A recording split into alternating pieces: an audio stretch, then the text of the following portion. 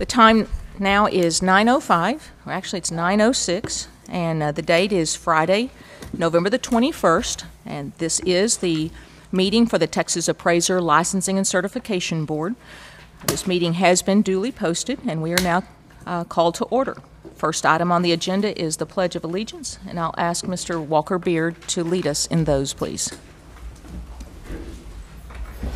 Join me in the Pledge of Allegiance. I pledge allegiance to the flag of the United States of America and to the republic for which it stands, one nation under God, indivisible, with liberty and justice for all. And the Texas Pledge. Honor the Texas flag. I pledge allegiance to thee, Texas, one state under God, one and indivisible.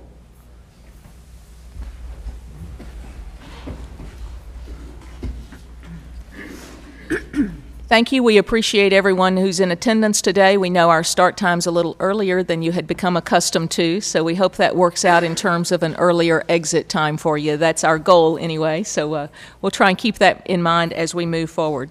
First item on our agenda, and I'm going to be moving a few items around on the agenda this morning, so I want to welcome a new board member, but I'm going to move the recognition of an outgoing board member, with his permission, down on the agenda for a few minutes later. We are lucky today to have a new member, a new face amongst us. Mr. Jeffries joins us from the Georgetown area. He specializes in conservation and farm and ranch appraisals, as I understand it, and he will be our new addition as an appraiser member. So welcome, sir. We appreciate your willingness to serve. And I'm assuming a roll call, you just know everybody's present. Yeah, thank you for calling that to my attention. I did skip over the roll call, so we can either formally do that or we'll note that everybody's present. You want to just go ahead and do it? Present. Laura Fontana. Here. Mark McAnally. Present. Walker Beard. Here. Clayton Black. Here. Patrick Carlson. Here. Jesse Barba. Here. Brian Patton. Here. And Jim Jeffries. Here. We do have a full board present this morning, and happy to see everybody's faces as we close out this year's worth of business. Next item on our agenda is comments from the members of the public regarding non-agenda items. We'd like to give you some ground rules. We'd like to limit those comments to a 5-minute time frame. Those comments are intended to allow the public to make presentation on items that are not on our agenda for action today. If you do desire to address the board for a non-agenda item, you're welcome to make your way to the microphone.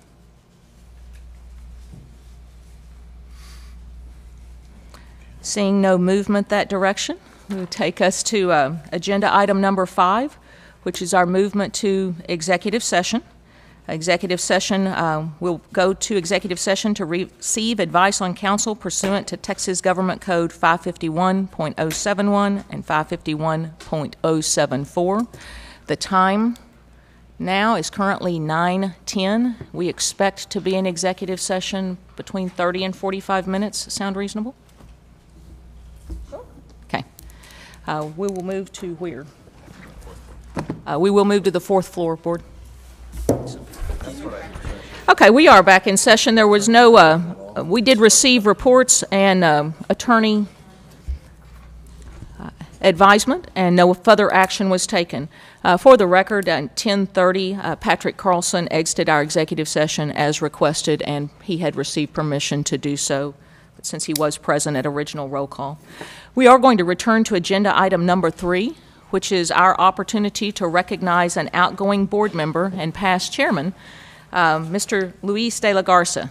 I'd ask if Mr. de la Garza would meet us down front.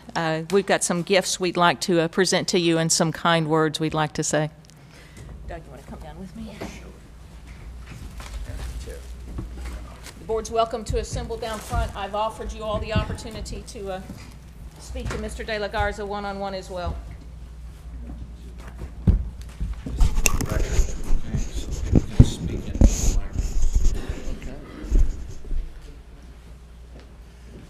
Doug, we'll let you start with our normal formal presentation, and then we'll get a little less formal with some items from the board. Okay.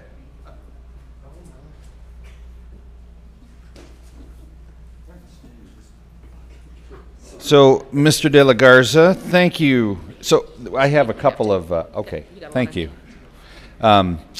We have a couple of just parting gifts to acknowledge. So, I'm going to read both of these certificates.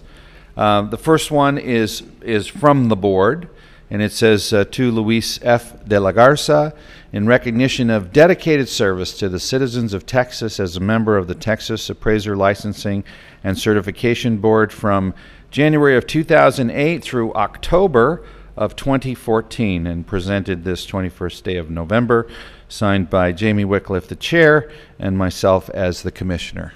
Thank you, sir. Thank you very much. You're welcome. Thank you. And then this particular one took some effort to get this one, but this is a certificate that accompanies a flag. And so let me just read. It says, from the Senate of the United States of Texas, this certifies that the Texas flag herewith presented to Luis De La Garza, Texas Appraiser Licensing and Certification Board Member 2008-2014, by Senator Judith Zaffirini, was flown above the state capitol of the sovereign state of Texas on November 7th, 2014.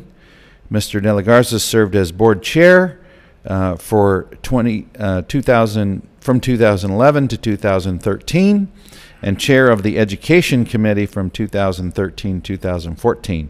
In witness whereof and pursuant to the authority vested in me, I have hereunto set my hand and the official seal of office at Austin, Texas, this 18th day of November, and it's attested by Patsy Spa, the Secretary of the Senate, and sealed with the Senate seal. And then I would also be remiss if I didn't say, and the reason this took quite a while is accompanied by a personal letter to Mr. De La Garza from Senator Zaffirini. So, there we go. Wow.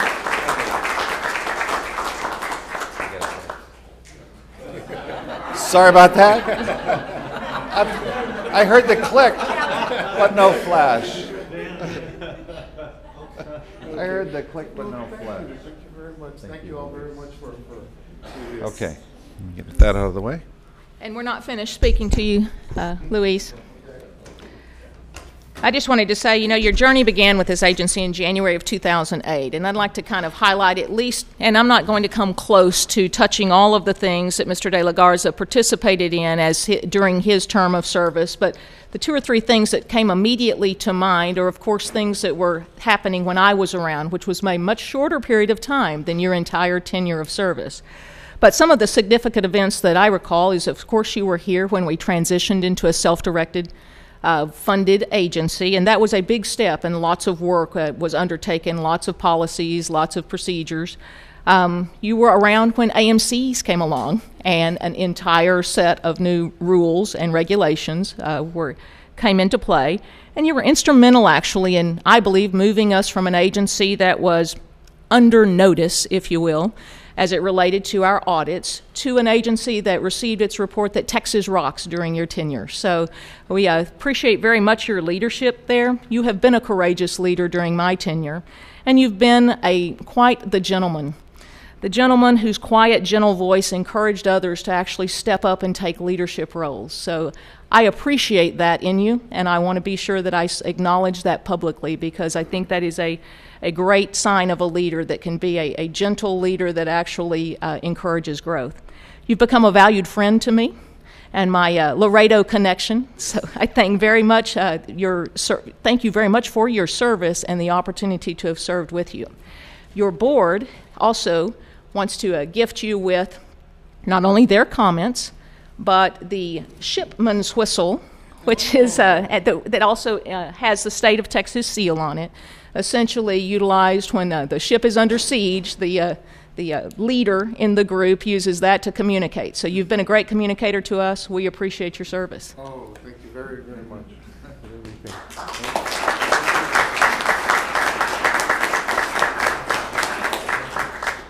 you. Thank you. Jesse. Gracias. Mr. Wilson. Thank you. Well, thank you very, very much. Thank you. Can't run off yet. Okay.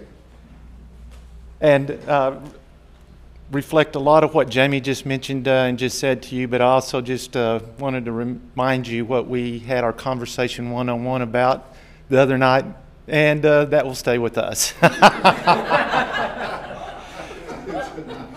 And one other thing, and I was going to say, if you remember when we were together as well, and this was just the primary highlight, if you remember, this was before SDSI status for this agency, and we had some people that retired from the agency.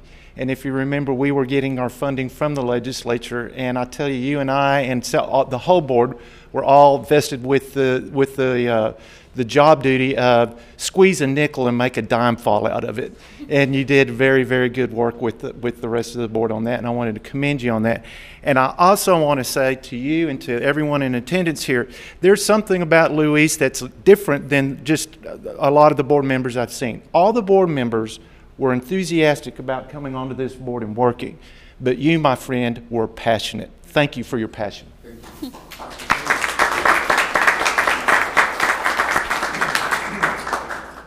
Well, I got to jump in here as well. So, Louise, I just want to tell you it's been an honor and a privilege to serve with you on this board, and the wisdom, the knowledge, the experience that you have brought to this board has been extremely invaluable. And I'm so sorry to see you go, and I'm gonna miss seeing you quarterly. But on a personal note, I want to tell you that I consider you a friend, and I'm gonna come down and see you in Laredo one of these days. And I know your son is in the symphony out in the Midland area where I live. So please, when you get to the Midland, Texas area, come see me, come stay with me, and I'd love to spend more time with you. So thank you for everything, and it's been a great pleasure working with you.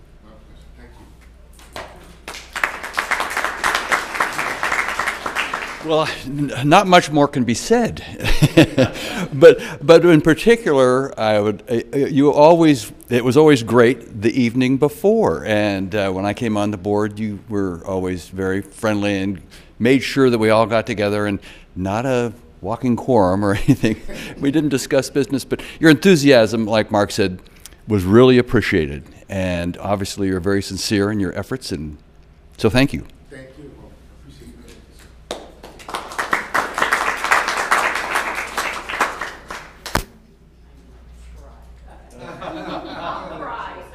Stay composed. Okay. But I've got a note for you. Thank you. All right. Could I have all of you all together up in front so I can take a picture? Did you get your chance? But over here before front, in front of us. Before,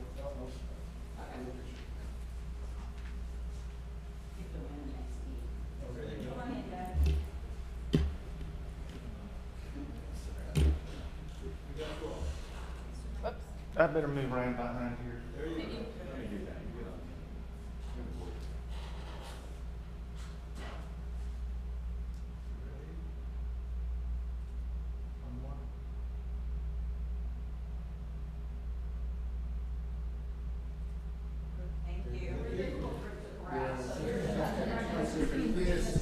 Okay. Yes. You all want to take your seats? I can stay around here For a little bit.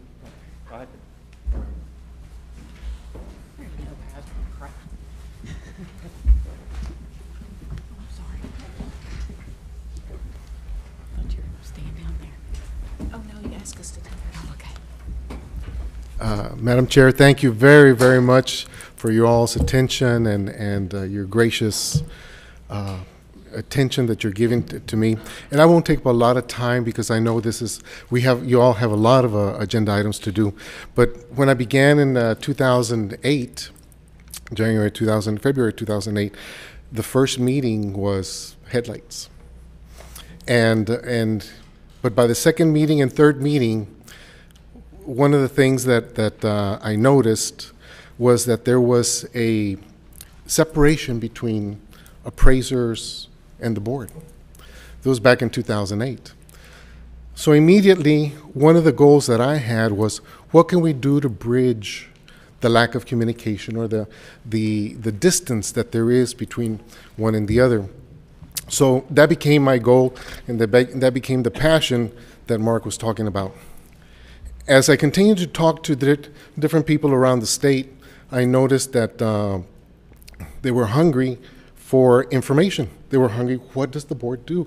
What's going on? Because I remember personally, when I began, I didn't know what the board was. And I think many, many appraisers across the state did not know what the board did. And it just so happened that what can I do to help bridge that?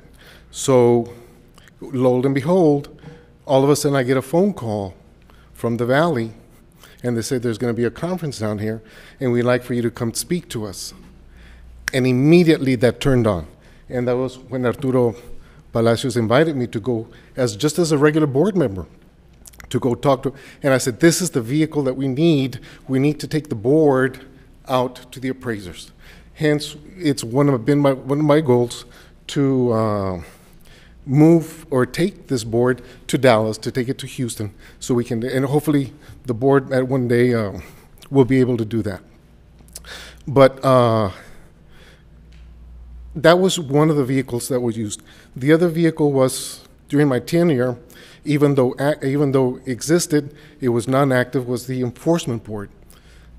Your present chair, Jamie and Laurie, and then Shannon, I appointed them during my tenure, and they took on that task immediately and have really used that vehicle to start bridging the differences between the appraisers and the board, excuse me. So, as you know, we have come a long ways in communicating and breaking some of the barriers and increasing the communication. So hopefully we'll continue with that. The other thing is that the next step was the education. Now that we knew and now we had discovered what needed to happen, the education is what we need to do to bring transparency to the agency. So I would ask that you all continue on that step to bridge the lack of communication for the agency. I'm very happy, I'm very proud to have served on this board. I thank the governor, first of all, for appointing me here. It's been a beautiful experience, and I've always said this is a dynamic group to work with, and I thank you all for doing that. We have a tremendous board. I consider we're one of the best boards in the 50 states in the nation, and hopefully we can continue with that. So thank you all, and God bless. May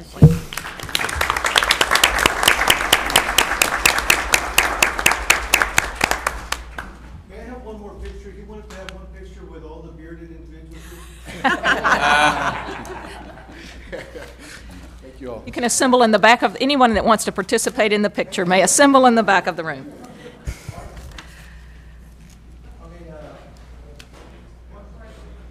Oh my gosh, was he serious? Are they actually going to do it? They're actually going to do it. Do so quickly, though. I thought he was being. I'm sorry. Yes, you can. He had camera in hand. Who's got beards? Who's got beards? All the bearded guys. None of those are ours. Fire Development Board. Come on, Joe. Come on. Come on.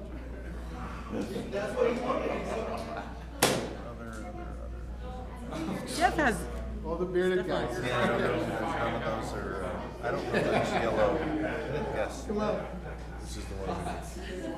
Is that okay?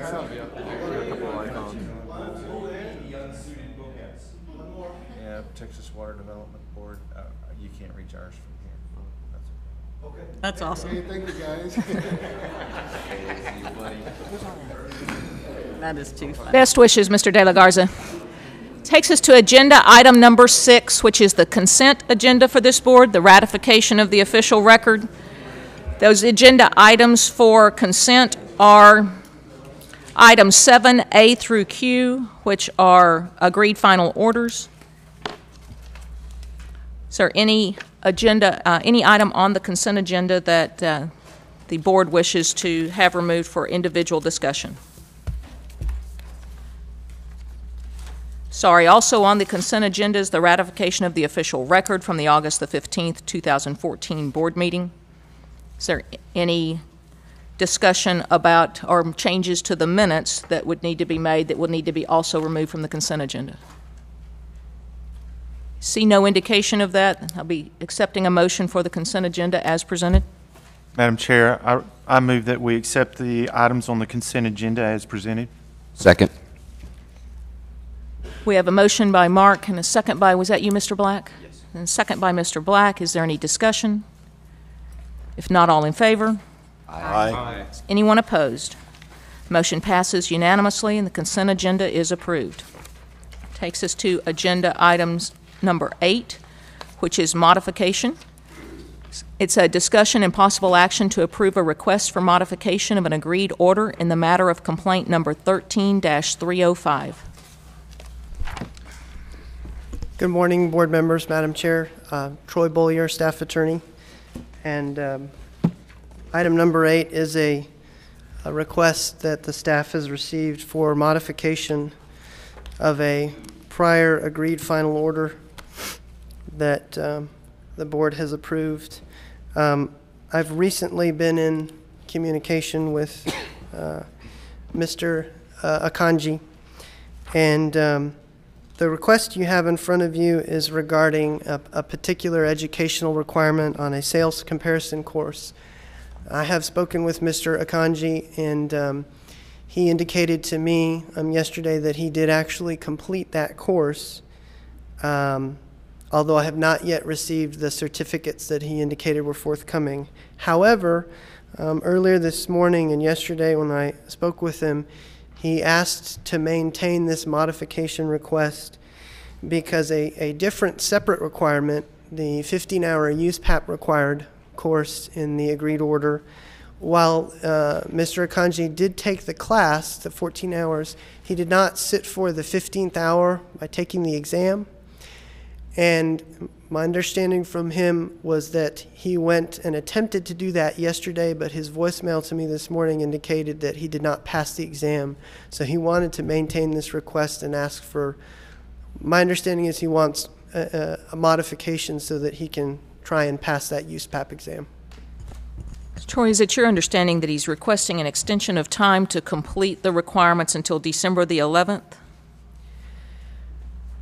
That he didn't really clarify in the telephone conversations if he was still asking for the same time frame.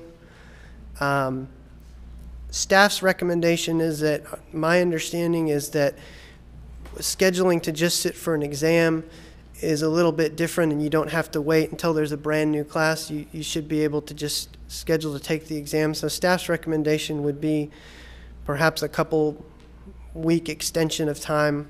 I don't have a particular suggestion about a time frame, but a couple week extension if the board's inclined to grant the request. Considering the fact that we're going into a holiday week next week, December the 11th would be a little short of a couple of weeks. It's just for board's clarification. We may want to look at something like December the 15th or something like that, if that's the intent.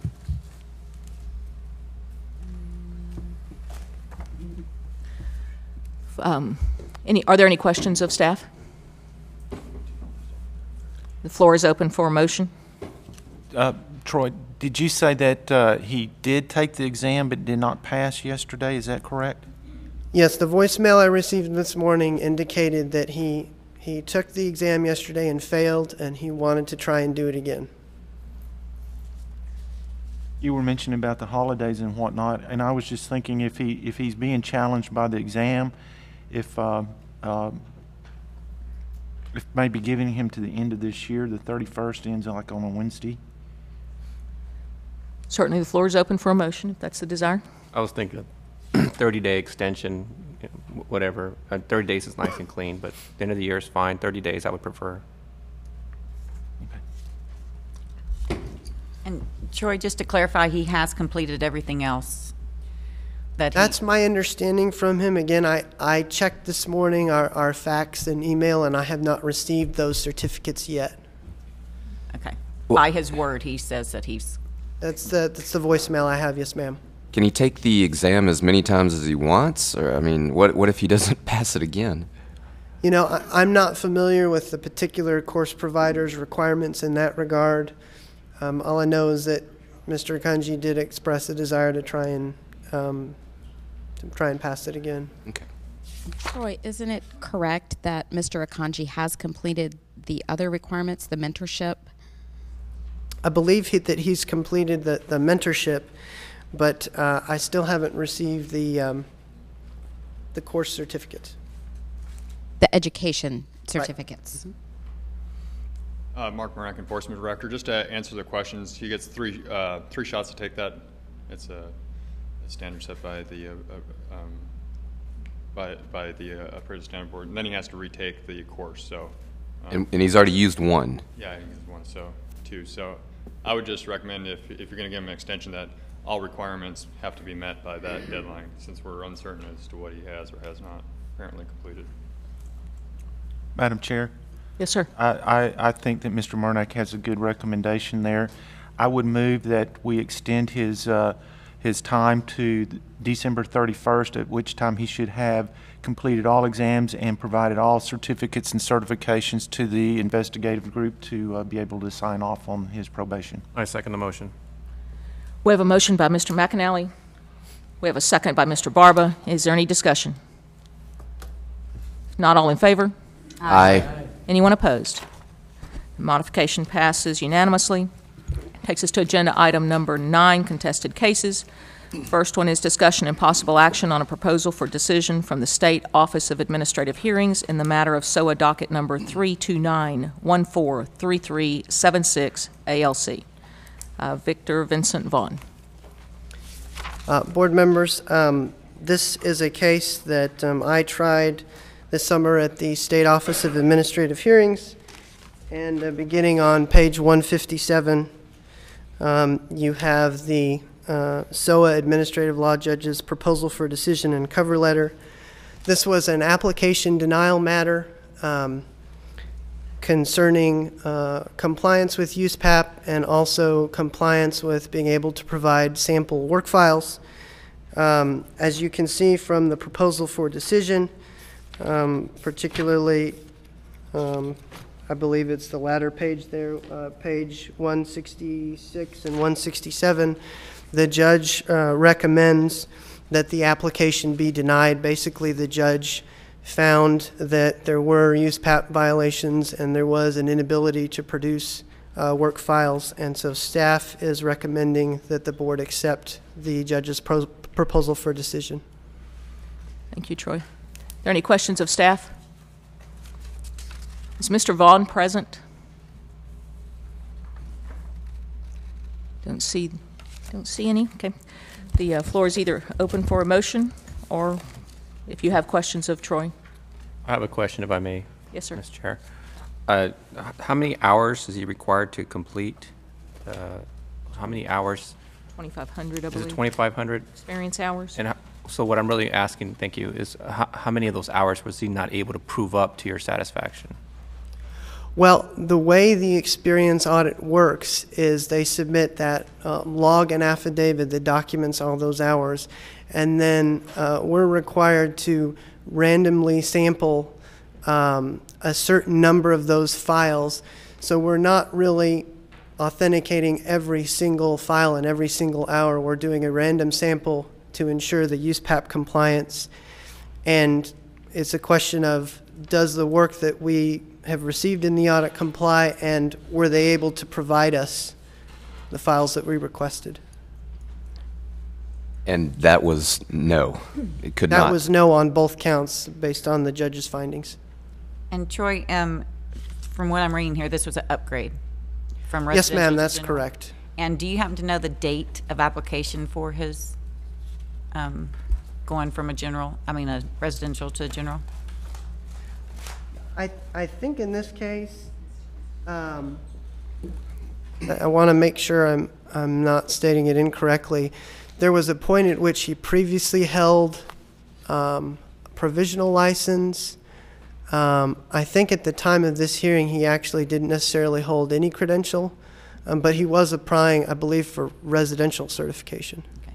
Okay.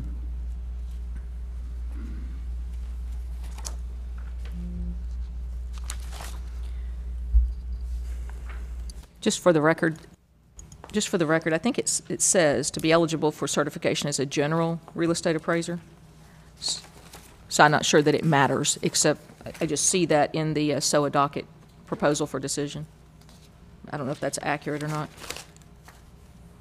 Yeah, and that may be my my misunderstanding, but my recollection, without going back and looking at my notes, is that I thought he was applying for residential. I don't believe that we reviewed any commercial work, and obviously, if you're applying for general certification, you have to have 1,500 hours of that. So I would have expected.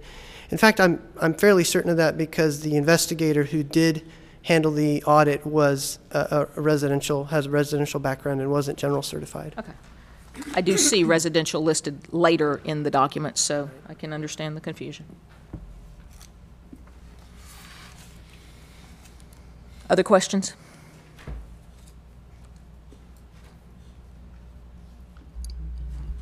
You move. All right, I'd like to move that we accept staff's recommendation on the decision of the SOA judge hearings in the matter of Travis R. Cooper. To clarify the motion, are you accepting the ALJ's PFD? Oh, sorry. Am I accepting what? Is your motion to accept the ALJ's PFD? Did I read the wrong motion? You're okay. Yes. Thank you for the clarification. Sorry. I read the wrong motion. So we do have a motion from Ms. Fontana. Is there a second? Second. We have a motion from Ms. Fontana, a second from Mr. Padden. Is there any discussion?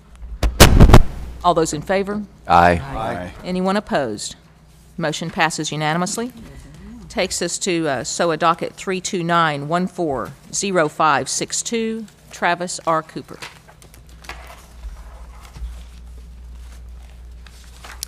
Madam Chair, board members, you should have in your materials here a couple of things.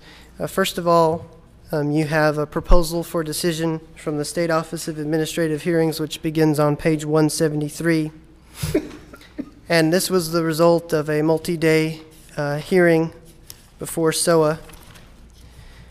And for reference purposes, I'd just point you to the last page of that decision, which is on page number 232 in your materials, particularly paragraph 45, where the judge outlines the sanctions recommendation, and paragraph 43 on that page, where the judge delineates the particular sanctions category that this matter falls into under the board's adopted penalty matrix, which is in Board Rule 153.24.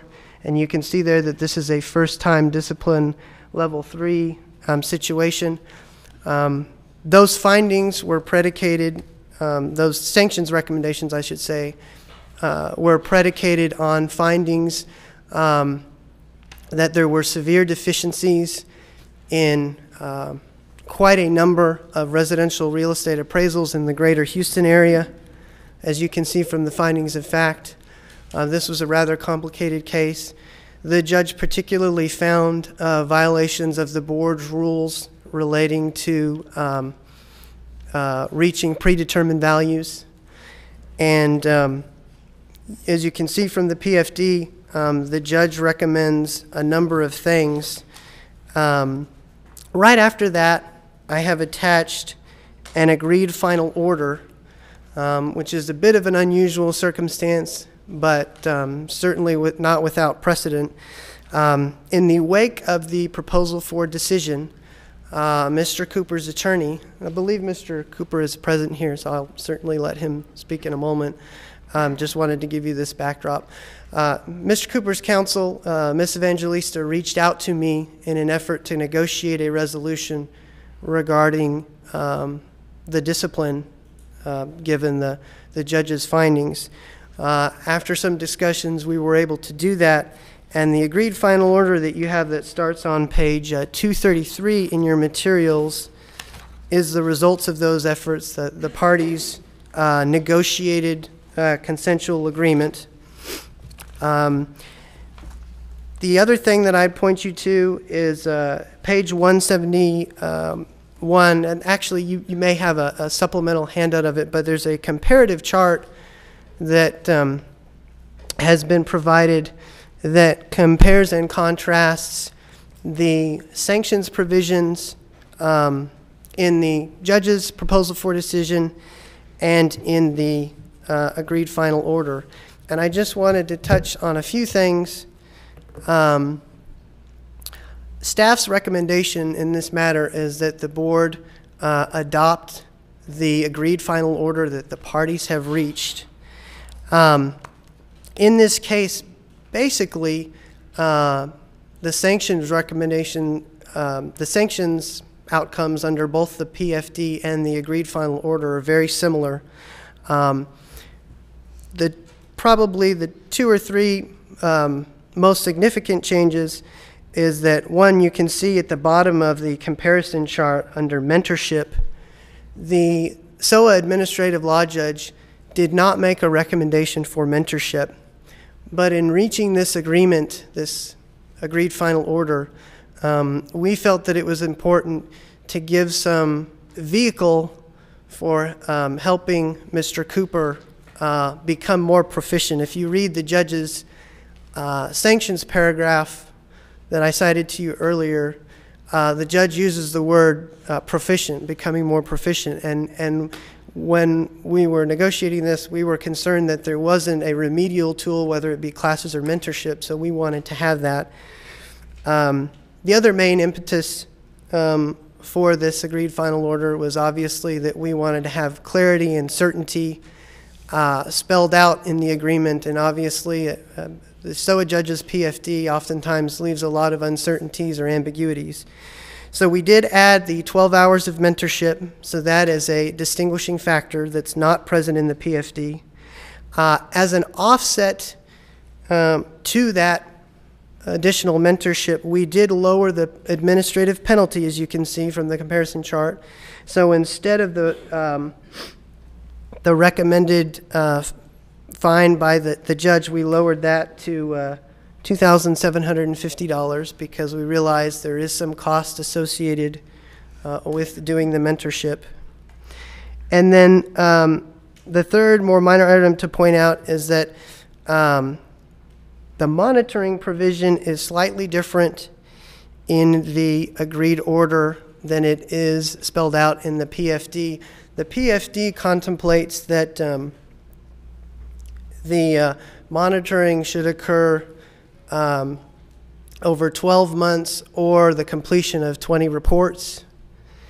And you can see that, whichever is later, you can see that language in the PFD and in the chart.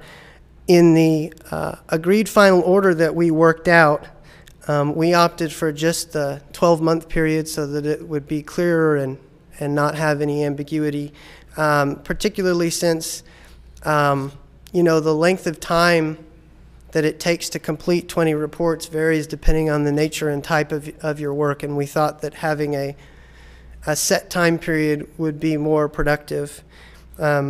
Staff, like I said, is recommending that the board adopt the parties' agreed final order because we think that it falls within the boundaries of the board's penalty matrix.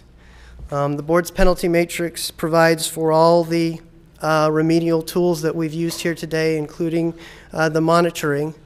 And I would just point out that monitoring, while it may be somewhat of an unfamiliar concept to you, it's not without precedent. I did go back and look at some prior agreed final orders that the board has addressed in past years, and I found at least one occasion where the board did approve an agreed final order that had a monitoring function where an individual had to go do an additional 500 hours of experience in an application denial, and the board required him to be supervised and mentored while working those 500 hours by a general certified appraiser. Of course, monitoring is specifically mentioned in the board's penalty matrix under the first time level 3 provision. So staff's recommending that you approve the parties' agreement because we think it does the best job of giving Mr. Cooper an opportunity to become more proficient. I think it is consistent with the board's penalty matrix, the findings of the judge, and I think it'll provide some stability and clarity for everyone going forward so that Mr. Cooper knows exactly what he needs to do and the staff has a way to ensure that compliance is met. Thank you, Troy. Are there questions of Madam Chair, staff? I have a question for Troy. When you were talking about the monitoring through, did you mean a monitoring through a mentorship process? The monitoring provision that's provided in the agreed final order and that the judge references in the PFD would require Mr. Cooper to seek out a appropriately credentialed, in this case, it need to be a general certified appraiser because Mr. Cooper's general certified, to work with him and review his work to ensure that it's compliant before it is sent out to clients. And I had those discussions with Mr. Cooper's counsel, and we were able to reach that agreement. And I think it fleshes out and gives clarity to that expectation, that requirement, more than the judge's PFD, which really just kind of references the monitoring and passing and doesn't give quite a lot of detail about how that would occur. I'm sorry. So Troy, if I understand correctly, the difference between monitoring, the way that you've just explained how it would happen, would be that monitoring would be a proactive, something happening to the report prior to it hitting the client's ability to use it. To where in the past, when we've used monitoring with agreed orders, monitoring was looked at as like experience logs, reviewing whether or not they've done education. So really, that would be an after the fact. So those reports would have already hit the market and been utilized. Yes, ma'am. In this case, this is not an experience log, which you may be more familiar with in the past. This is, the judge was basically recommending that because of his concerns about Mr. Cooper's proficiency, he wanted someone to be looking at this work before it went out to consumers and potentially caused harm because of the findings he made. And so we were comfortable with that, and we incorporated that concept into the agreement that the parties reached. Okay, thank you. Okay, so just for clarification, the Mr. Cooper submits his work to the monitor, and before it goes out, when do you get in the picture, or how often does the monitor check in with you? Is it just at the end of the entire period? He says, "Yep, we've done everything that you've defined that he must do," or is there a periodic you would get in the loop? Right. The monitor, under the terms of the agreed final order, the monitor would submit a written signed certificate, very much like the certificate y'all may be more familiar in the mentorship context, basically signing and affirming that this particular certified appraiser has fulfilled their role based on the terms of the agreed order. At the end of the 12-month period? That's Not correct. during, you wouldn't get an update from him like every quarter? You just get it at the end of the period? No, that's not part of the current agreed final order that's in front of you.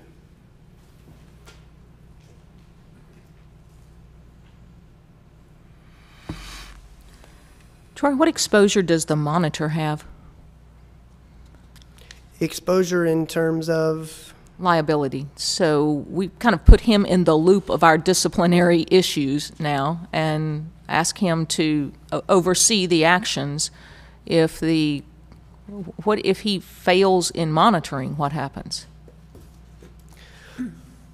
Well, I don't know how exactly to address, potential future policy implications. I probably defer to Mark on that. Thank you, Mark Morak, Enforcement Director. So could you, Madam Chair, just restate your question so I understand what more we're getting at there? Sure. Let me first say I like creativity, and I understand where we're trying to go. But there's some concerns I have about seeing this recommendation of monitoring and how that would be interpreted as we move forward. So my question was, what liability or exposure does the monitor have? If the monitor fails to do his job, is he taking on a liability or an exposure? I believe in the current provision and how we would see it being worked out in the future. And again, this is something that I envision we can work out more in the enforcement committee to work out the details of how we would like to use monitoring in the future. But I believe in this provision it states that if we request documentation, we can request documentation. And as you know, if somebody's going to review somebody's work, they would have to keep some record of what they're reviewing for this individual. But in terms of the agreement that they're going to come to, we set out the standard that we want to have Mr. Cooper affiliate with somebody that's going to review his work prior to submission to ensure it complies with the applicable legal standards in USPAP. And so they're going to work that out, and that's going to be an assignment condition that they're going to be able to structure. And in terms of where that liability or fault could potentially lie, I believe that's going to be an agreement that those parties can reach in defining that the nature of that assignment, that scope of work. And from my perspective, without in terms of like prosecutorial discretion or how I'd view that, if it's, and again, as Troy had alluded to, there's a million hypotheticals to go down, and I don't want to try and chase down all those rabbit holes, but essentially we're looking, as the ALJ was recommending, that Mr. Cooper have somebody actively look at and review his work to ensure that it's up to that standard. And that's a clearly defined standard. So number one, I want to know that's happening and it's not happening under some type of false pretense. First of all, I would be looking to see that that's actively happening. But in terms of would we hold the monitor responsible if there was a sales comparison adjustment that was wrong or something? I don't believe we'd go down that trail. So I don't think that's where that nature of that agreement and that scope of work and assignment condition would be crafted. So, if we are analogizing, we look at the sponsor-trainee relationship and we have those numbers and we see how many few staffing issue complaints we've had against sponsors, I'm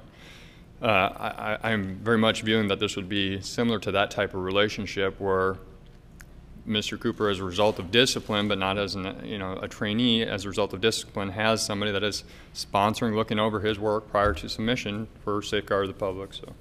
And I want to be clear that I started this by saying I like the creativity. Okay, so I'm not trying to squelch that at all, but it seems like there's a number of unanswered questions. So let me take you a different route for a moment. Obviously, there was a reason why monitoring was used instead of our experience log, and I think that's been expressed, and that was that there would be hope that the look would happen before the product was out in the public as opposed to after the fact. But that is a fairly clearly defined process for us. That's what we're more accustomed to seeing when we are monitoring someone's work. So was that a consideration, conversation, discussion in your negotiation? In the negotiations with council, we really kind of used the proposal for decision and the judge's sanctions recommendation as the vehicle for coming up with the final agreement. We did have some back and forth modifying some of the other terms, but I don't think we ever specifically discussed anything about an experience log. And let me ask you a different way then. So one of the things that it sounds like the concept that we were trying to put together almost sounds as if someone were in like a training situation. So the monitoring looks a bit like or sounds a bit like training. In this particular case, we're looking at an individual who's being asked to resit for an exam. Is there a chance, or was there discussion on having the words look something more like the monitoring and training? Because that's, again, more clearly defined expectation. In other words, have a sponsor, and rather than have a monitor work underneath the sponsorship of someone else for a period of time.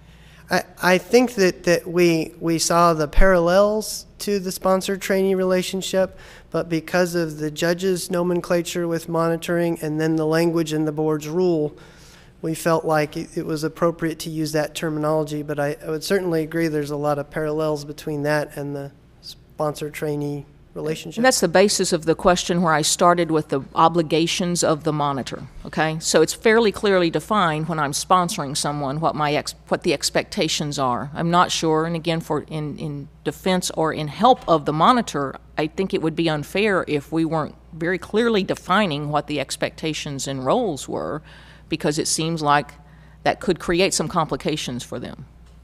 So I'm wondering about, I love, again, the idea. I'm wondering if this is not more appropriately fully vetted, maybe at an enforcement level at some point in time in the future, and let's be thinking about how we can make this particular agreement be something that is more like we've done in the past, i.e. experience logs. And I'm not sure that that would solve the problem, but I'd toss that out as a topic of discussion. Madam Chair? Yes, sir. In past, I think I've seen where we have, and I know this is more like Ms. Fontaine said, after the fact, after the report has been out, but I know that we've, in past decisions, have asked that the appraiser submit on a quarterly basis their logs of what they've worked on for the enforcement staff to review. And my understanding was that from that log, just like an experience credit, you would pull some of those reports and take a look at the quality of work from that standpoint.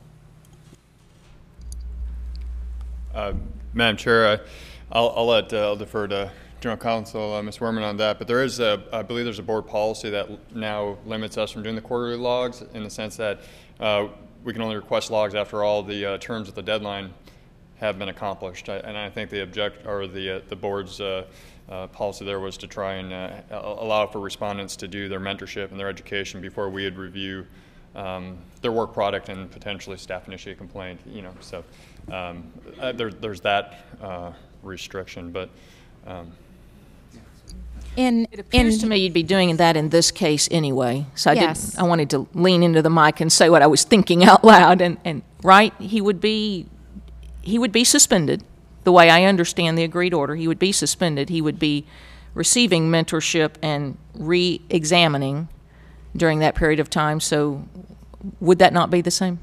I don't believe it'd be the same. So so if the current policy states that we cannot have an experience log provision to request the respondent to submit a log and select a couple of those appraisal reports off that log and review that until after mentorship and education and things with a deadline have been completed. That was a prior board approved policy. Isn't that? In this case, the period of monitoring, that 12 months, is after the 6-month suspension, during which all of the required education and exam are being taken. So all the requirements would be completed and then followed by the monitoring period if we were to substitute this the concept of monitoring with the provision of logs quarterly and review of reports. Yeah, according to the timeline for this order. Okay. So okay. Yep.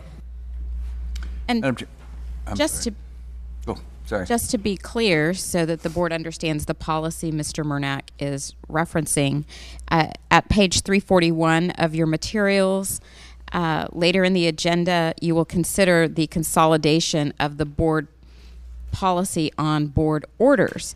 The first bullet point in that policy states that experience logs will be due after completion of any ordered education. There again, in just the vein of creative thinking, talking this through and vetting this out, where my concern is that this term, even though it is in our matrix, monitoring, is not completely understood by all parties. However, I do understand now better that the ALJ was asking for something in a proactive measure instead of something retrospectively. Just to the board, to my fellow board members, and to y'all as far as something practical, with Ms.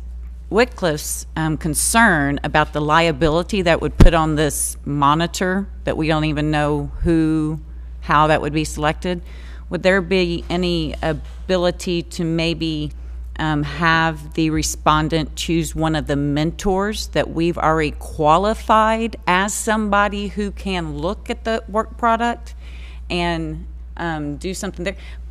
Because the experience log, I don't believe, is going to achieve the goal. So instead of doing an experience log that's going to be retrospective, could we do something to where maybe we could help him in directing him to choose somebody who's already been qualified by the board to monitor work? Ms. Fontaine, I believe we could. We already have like mentorship guidelines that we have, and the parties sign off on this mentorship agreement. So we already have a framework for guidelines that we could use, and we have pre-approved, board-approved mentors that could be selected.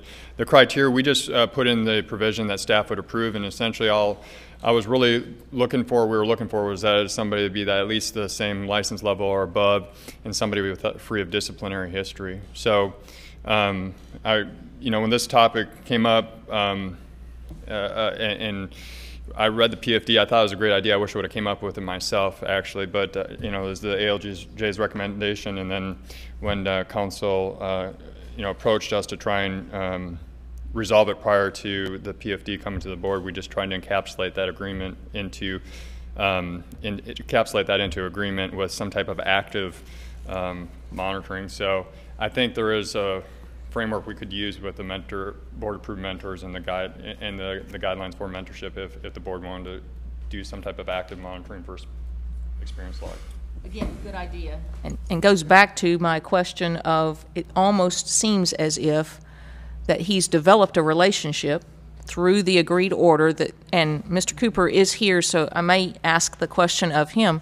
Is there a reason why we don't look to it, and maybe we can't, but is there a reason why we don't look at it the same way? So one choice would be to have an approved mentor. The other would be, if I'm willing to sponsor someone or take on someone, that I am overseeing their action. Again, that framework exists and we understand what the expectations are.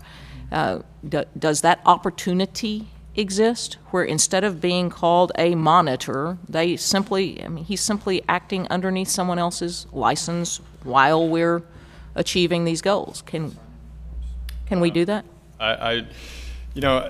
What we were looking for, we're trying to encapsulate what the ALJ was saying. And if you look at our statement of charges, we were seeking revocation at the front end because we thought it warranted that. But the ALJ said, you know what, through my findings, let's not go there, but let's have somebody actively review his work before it's kicked out the door. So we thought, hey, great idea. Now, how do we put that into a provision that's enforceable? We tried to draft that up into what we have there. We could call it mentorship, the same as monitoring. We could limit define the scope of how that's done in terms, we define it as ensuring that this person complies with the applicable legal requirements in USPAP. Does that mean they have to do a full standard 3 review? That's exactly where the questions come to.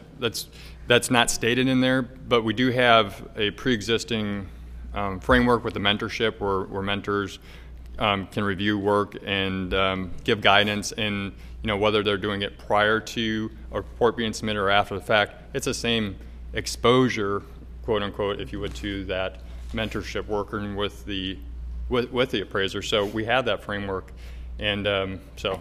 Agreed, but that may or may not be cost effective for him. In other words, the mentor may or may not be close by, may or may not have the same relationship.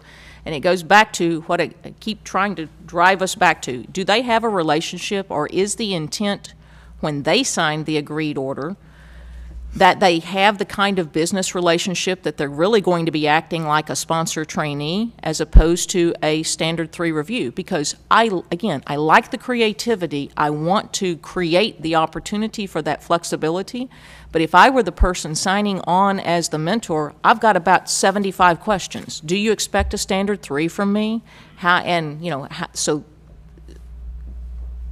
I just think that that's another way for us to look at it. Is that a possibility? Do they have the kind of relationship? Do we know where he's going to be acting more like a sponsor trainee? I don't believe either of us are sure. We should probably have Mr. Cooper come up and address if he has somebody in particular in mind, or if the mentor. I'm not sure how the board would want to flush that out. And Mr. Cooper, we have been made aware that you are here. Do you mind answering that question? Okay. Do you have someone picked already that would have been monitoring your work? Okay. That answers that question. So if we were unable to find someone, how can we even comply with, I mean, what if we're unable to find someone to take that role? How can he even comply with the agreed order? If Mr. Cooper is unable to find somebody to do that, he would submit a request for modification, and we'd swap out a different provision. I got to say that, again, the floor is open for conversation, but my thought is we need to put this concept back in something we're more familiar with for now, and develop this monitoring concept, which I like, at an enforcement level, and try and set some kind of framework for monitoring would be my recommendation for consideration.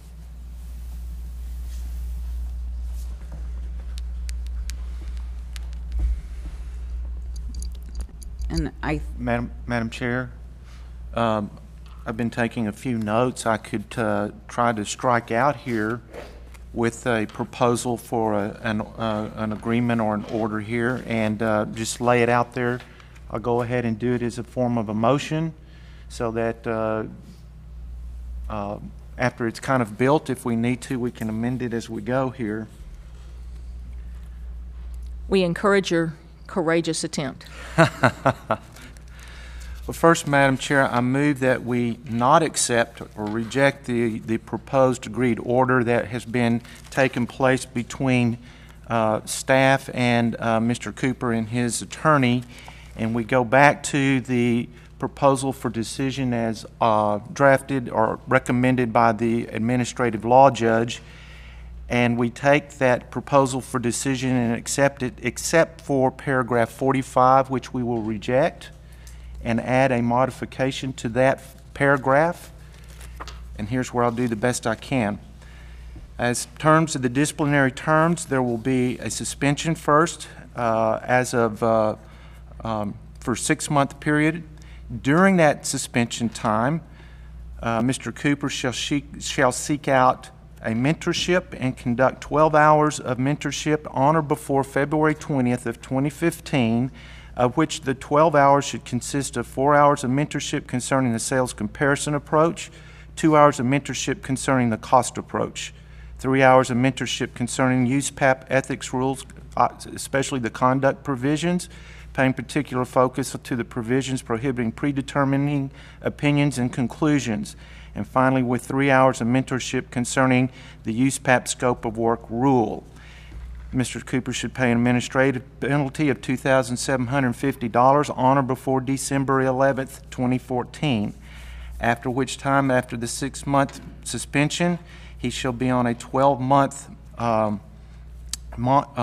monitoring, which this board will define as the monitoring process. He will not be allowed to take on any sponsor any trainees during the 12-month period, as well as the 6-month suspension, and he shall submit experience logs to the board on a quarterly basis for review by the board through the enforcement committee during that 12-month period. Also, and I shall back up a little bit, he shall take and pass the general certification exam during the 6-month suspension period, and that's my motion. I commend you for the effort. Is there a second? I'll second it. Hey, there's a second. Now we're in discussion, and I think you got everything on my checklist, except I'd ask you to consider, I think we said the experience log be submitted to the board. We probably want them submitted to staff. And at least, is there some kind of a standard, other than just receiving them? Are we supposed to look at one a quarter or something? Yes, I would modify my motion to reflect that.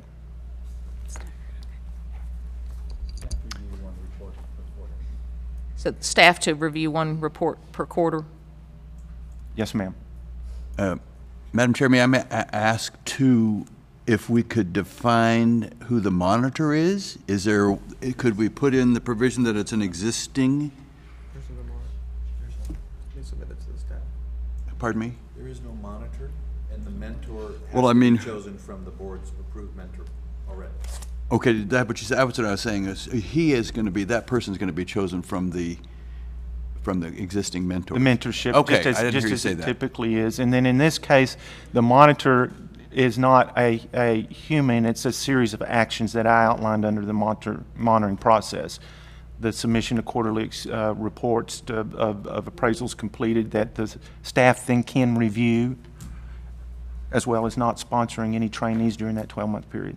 And I realize there's a lot of information there. Mostly we've followed the agreements that you all had submitted. So I want to give just a small pause and ask, is the motion clear to staff? Yes, ma'am. Kristen? Yes, Madam Chair. Okay. So we have a motion and a second. Is there any additional discussion? Mr. Cooper?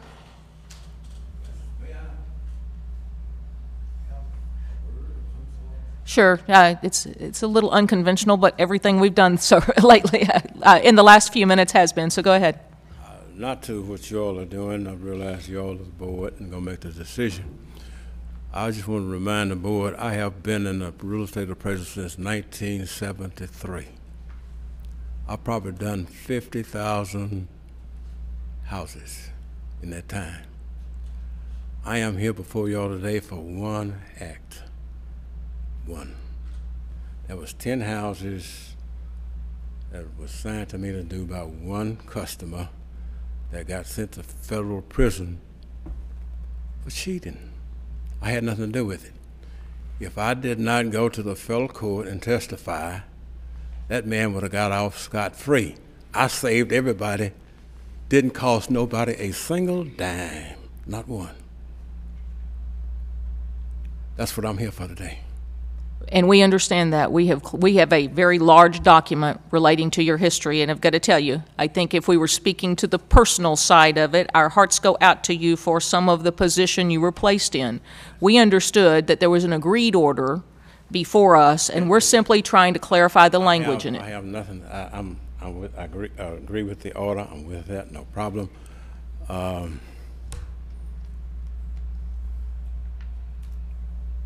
It's just amazing that I'm here.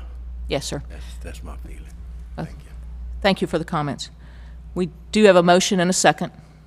Is there any additional discussion by the board? If not, all in favor? Aye. Anyone opposed? Motion passes unanimously.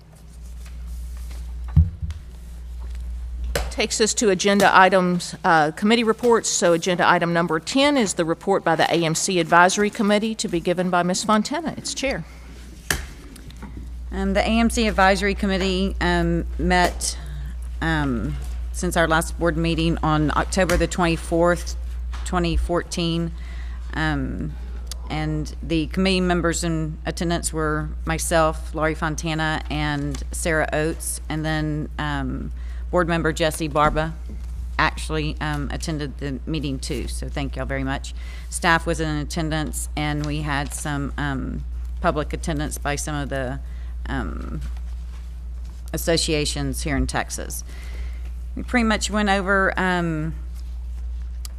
the things on the agenda and got through some conversations about penalty matrix, AMC complaints, compliance audits, and some of the proposed amendments to the rules for the AMCs in Chapter 159 in the Administrative Code. Continued work will be to continue to work through the AMC complaint process, including developing a penalty matrix, and also continuing discussion and thoughts on how AMCs will handle audits.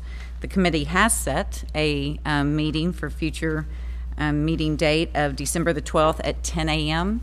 and it will be held here on the 4th floor in person. Thank you. Questions of Ms. Fontana? Move to the report by the Education Committee that's being given today by Mr. Black. Yes, Madam Chair. Thank you. Everyone should have a copy of the Education Committee report. Having said that, The Education Committee did meet via teleconference on Thursday, October 23rd, 2014 at 1 o'clock.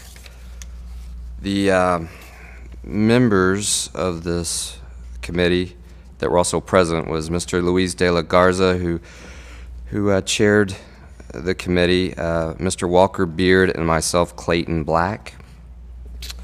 We discussed several things, but just to briefly highlight 2 points I'd like to pass on to the board.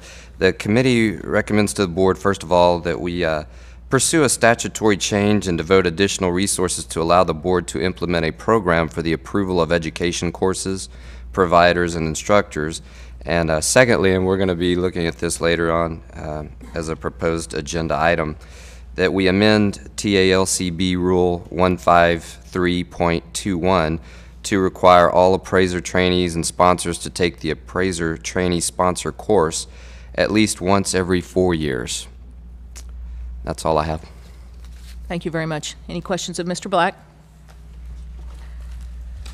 I have a question, Madam Chair. On the, okay, no, pardon me. All right. I thought I saw something that was going to require statutory change, but it doesn't. Okay. Takes us to agenda item number 12, report by the Enforcement Committee. I believe that report will be given by Ms. Fontana. Yes, ma'am. The Enforcement Committee, since our last board meeting, met here in Austin and was also offered via teleconference on October the 24th, 2014. The committee members and present in attendance were me, Laurie Fontana, Mark McAnally, and Jesse Barbara. There were not any other board members in attendance and staff in attendance as per the report here, and some industry association members and their representatives.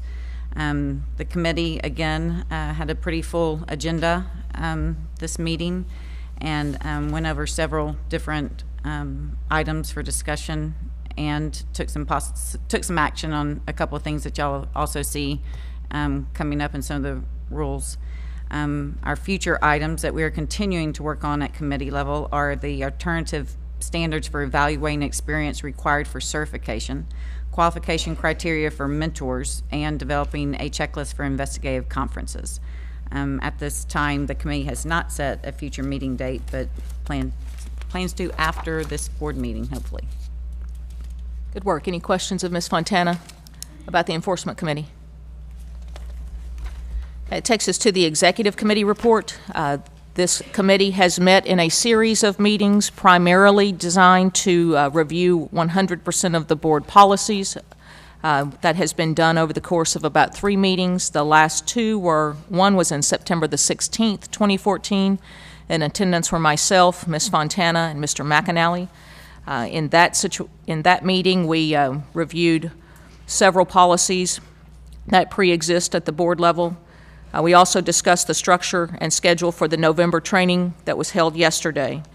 We set a future meeting date at that meeting for October the 28th. That meeting was also held, attended by myself and Ms. Fontana, and several staff members, I apologize, were present in both of those meetings. Those meetings were held via teleconference. In the most current meeting, we went through policies regarding placing items on a board agenda, annual board member training workshop, leadership transition, and statutory per diem in the travel reimbursement. We took no action on any of the policies. We also discussed adopting a practice for outgoing board members and reviewed the proposed 2015 legislative changes. The committee did not set a future meeting date, as it probably will be set by your future designed leadership. We believe we have met the expectation of the board's request up to now. Unless there's something that comes out of this meeting, they probably wouldn't be expected to have another executive committee meeting until such time that potentially new leadership was in place. Any questions? Hearing none, we'll move to staff reports. And let's move to item number 15, which is the report for the by the Commissioner regarding the investigation of staff misconduct, and then we'll move to staff reports.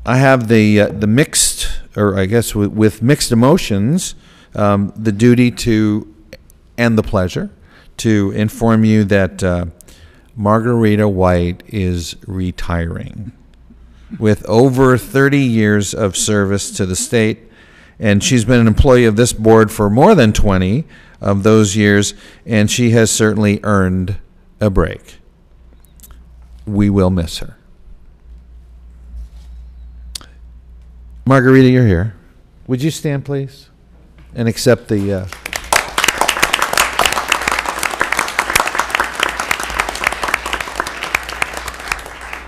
appreciation of the board and my personal gratitude for all of your service.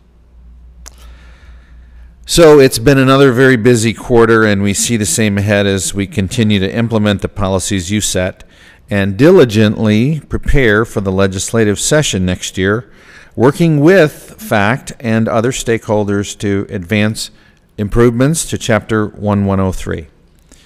If you have any questions for me, I would be happy to address them. Otherwise, the division directors will present a brief look back at fiscal year 14 compared to fiscal 13 statistics and answer any questions you have on their regular reports, which are in your meeting materials. Thank you, Commissioner. Okay.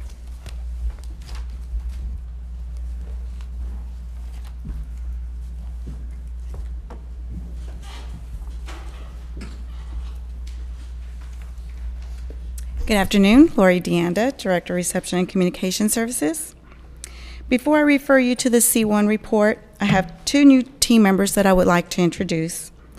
First, we have Maury James.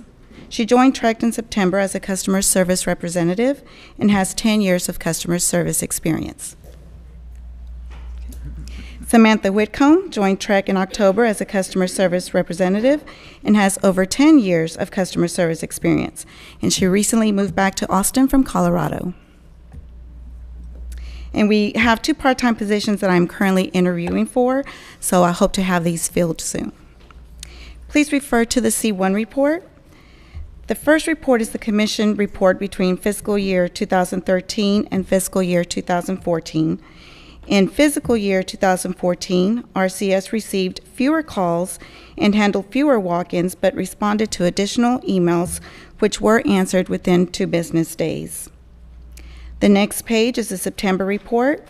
This month has the numbers for fiscal year 2015. We received a total of 16,665 calls, assisted 397 walk-ins, and responded to 5,413 emails. And this concludes my report, and I'm available to answer any questions. Okay, thank you. Thank you.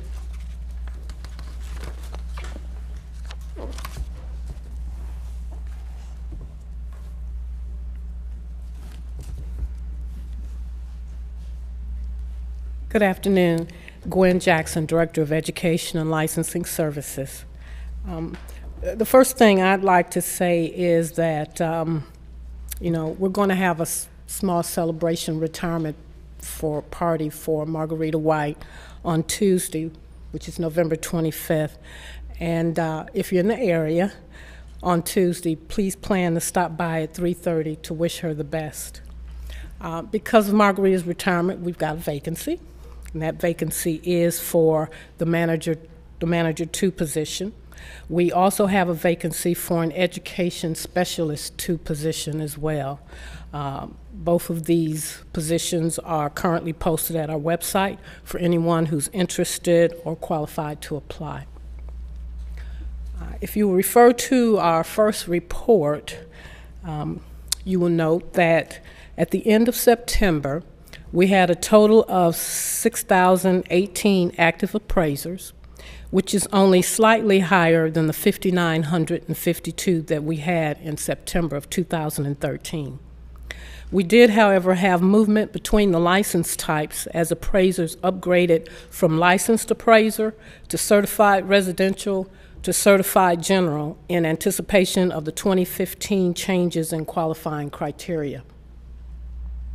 At the end of 2012, if you'll move to our next report, if you don't have any questions on this one.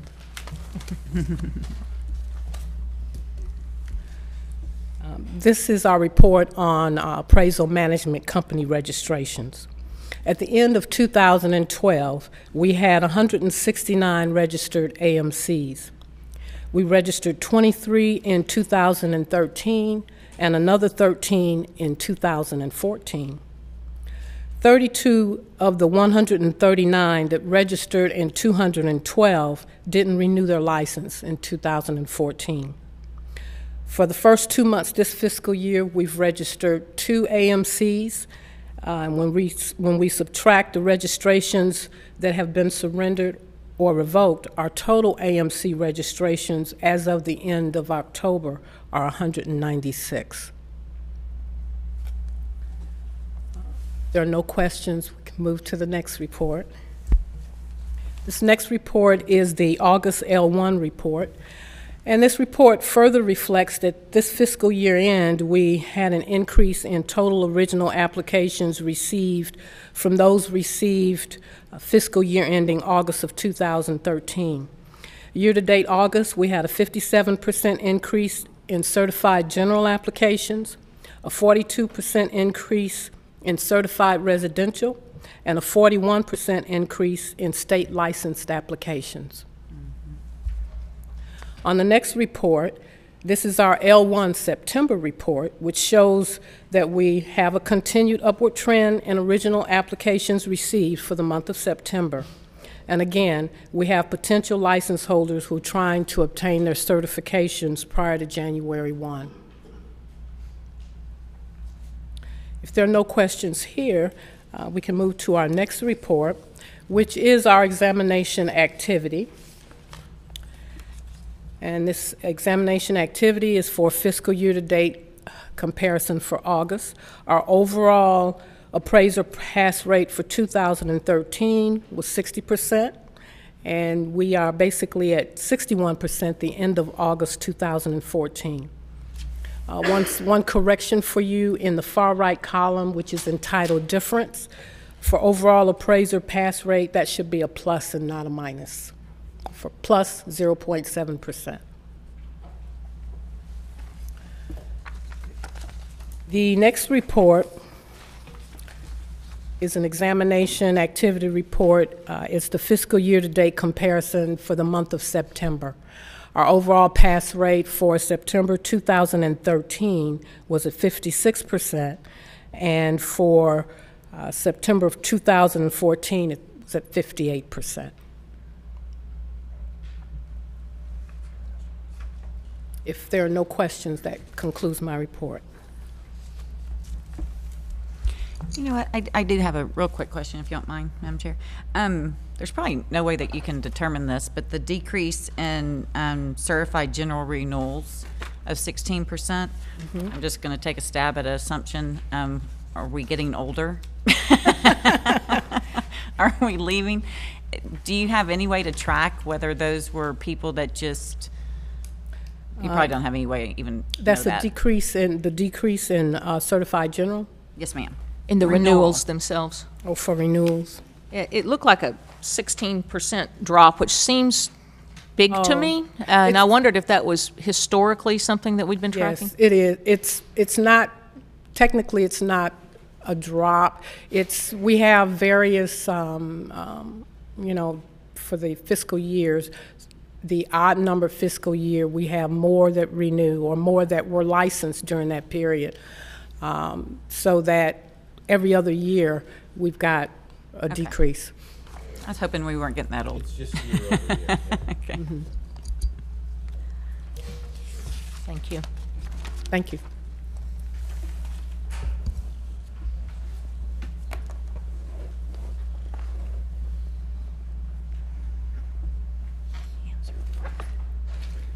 Good afternoon. Tom Watson, Director of Information and Technology Services. In the supplemental packets, materials that you received this morning, you'll find a report I-1 that I'll be referring to.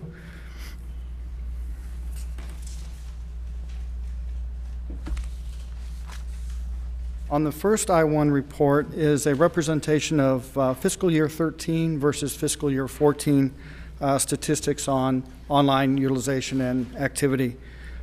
We did see in fiscal year 14 a decrease in both web pages hit as well as unique visitors to the website.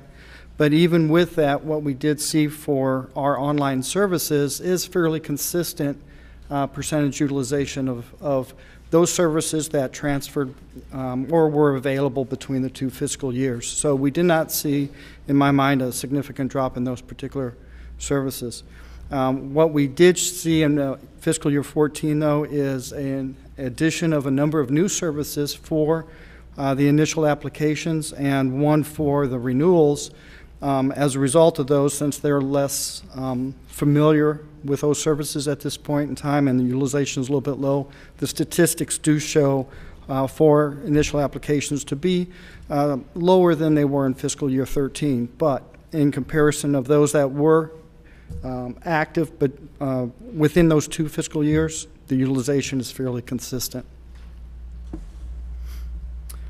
On the second I-1 report is the results for this past September. And what we do see is that the online activity is consistent as compared to last year at this time. So we are seeing the same utilization of accessing of web pages and unique visitors. We are also seeing similar utilization of the online transactions for initial applications and renewals. Again, the initial applications are a little bit skewed if you look at them as a whole due to some of the new services that we put out there, as well as just being less familiar with those at this point in time. So I believe that those will continue to be utilized and expand as the exposure gets out there to those license types. With that, I'll be happy to answer any questions you may have.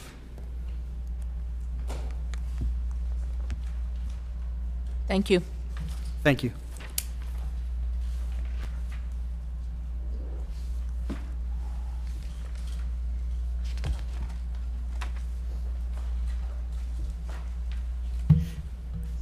Good afternoon. Melissa Huerta, Director of Staff and Support Services.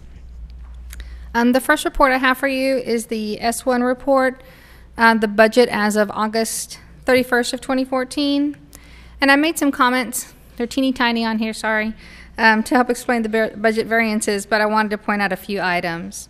The total expenditures for the year were 7.7% less than what we had budgeted, and the main budget line items that accounted for the remaining budget balance were salaries and wages, retiree insurance, other personnel costs, and in other personnel costs, those are lump sums where we budgeted for a staff that we anticipate or that are eligible for retirement but they don't retire.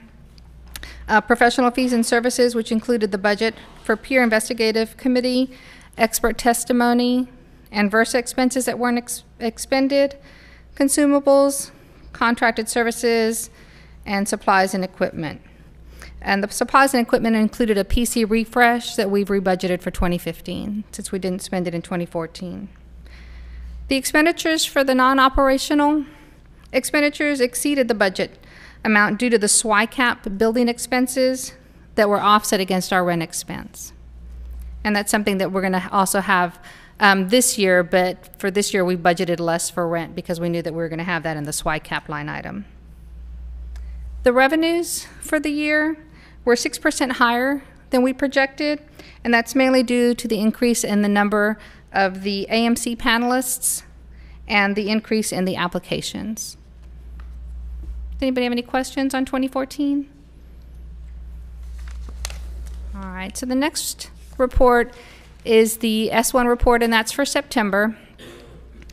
And this shows that 1 month of data, but there was nothing out of the ordinary to report on this 1 month of data for you guys.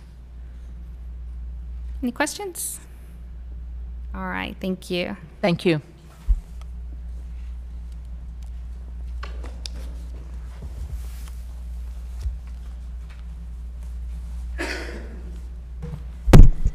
Mark Murnack, Enforcement Director, and give a report enforcement numbers for this case status report for fiscal year 2015.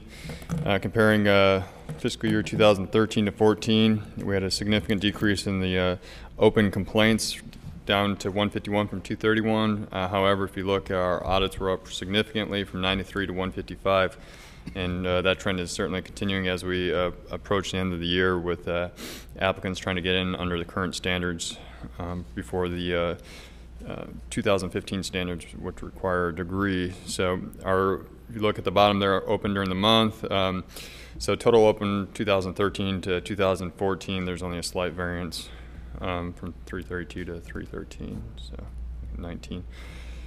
And looking at those closed, if you go down to 2013-14 at the bottom of the report, you see there's a significant difference there. We closed 487 cases, as I call them. That's inclusive of complaints and audits, compared to 305 in 2014. But bear in mind, we had 2 extra investigators, and we're also pushing hard during that time frame for our ASC audit, so we could get the good audit report. Currently, as of the end of October, we had 189 open complaints and audits. Any questions on that report?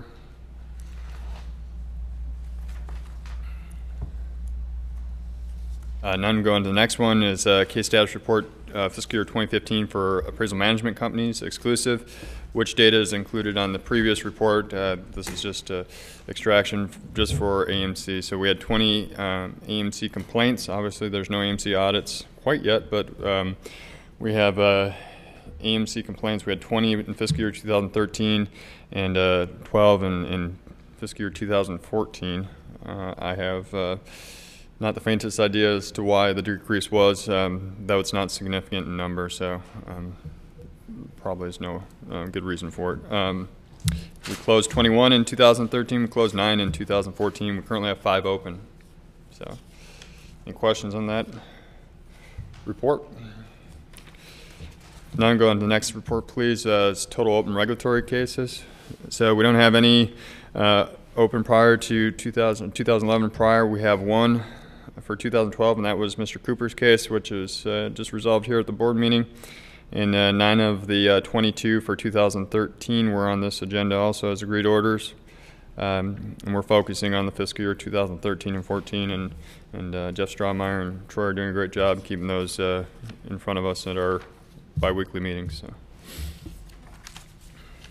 Any questions on that? Go into the next report, case resolutions for fiscal year 2014. Of the 158 total complaints resolved, we had 49 that result in agreed final orders. That's 31%, up from 21% in fiscal year 2013. A number not on there, but just providing to you now. That increase is consistent with our historical reporting when we used to report performance measures. So we're typically around 30%, actually around 35%. For formal discipline. So we had been down a little bit, maybe due to pushing out some of those ASC complaints, or complaints for the ASC audit. However, I believe that all those resolutions were consistent in uniform. So we are down 0.6% litigated cases. We're 2.2% in fiscal year 2013. So a couple less cases went over to the State Office Administrative Hearing. As required, dismissals were down slightly in 2014 at 67.1%. Fiscal year 13, it was at 76%. Also noteworthy is contingent dismissals up 17%. Fiscal year 2013, that's 4.7% of dismissals. So I guess that would evidence that we're trying to use that resolution option more so, where appropriate. No questions on that report. We'll go on to the next one. Disciplinary actuaries for fiscal year 2014, just looking at the 52 disciplinary actions. Again, as you had seen previously, the majority of those are on the agreed final order category, 94% of those. Looking at recidivism numbers of our 6,856 active licensees, we had 39 distinct respondents, 13 repeat offenders. So that number is actually down in repeat offenders. Typically, we have a higher recidivism rate, so our number of repeat offenders, but still consistent. The bottom number there, about 0.2% of a recidivism rate. It's typically a very small number. Mark, remind me, what does the NOAV stand for? Notice alleged violation is a statutory change, I think, went into effect in 2011, which is a default proceeding. The State Office of Administrative Hearing on the Administrative Procedure Act does not prefer to do default proceedings, so they like if an agency can handle their own default proceedings. So we have that as an option to resolve our own default proceedings, and it requires that we send out notice to the respondent once we have not heard back from them due to a notice of complaint and a file notice of complaint, and give them, and basically we say, here's how we're going to resolve this. You have 20 days to object to that and request a hearing. And so 2 of those were resolved that way. So it's kind of our own default proceeding, and which authority to sign off, I believe, was delegated to the commissioner. And so that's where we're using that to resolve some of those, as opposed to take them over to SOA. Next report, please. Case resolutions fiscal year 2015. Not much report there. We have 16 as of the end of October. So majority of those being dismissals so far. Pretty much all dismissals. But with the agreed orders that were on the agenda, that number will have some in substance next board meeting. So any questions going to the next report?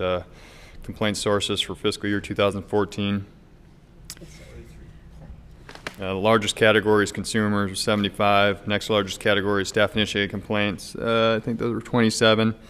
If you add up all the other persons and entities involved in financial transactions or real estate transactions, I think that adds up to 49. Had a question on what other is. That's realtors and brokers and those, but not appraisers. They are listed out separately. They're second from the bottom, second from the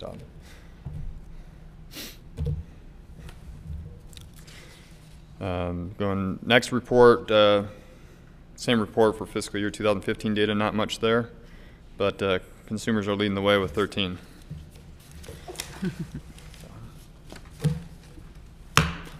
Next report, please, is the number of licensees versus respondents with complaints and disciplinary actions, just keeping a global perspective in mind. If you look at all our number of licensees and those that have received complaints, and also those that have received disciplinary action, that being formal disciplinary action, an agreed order or PFD,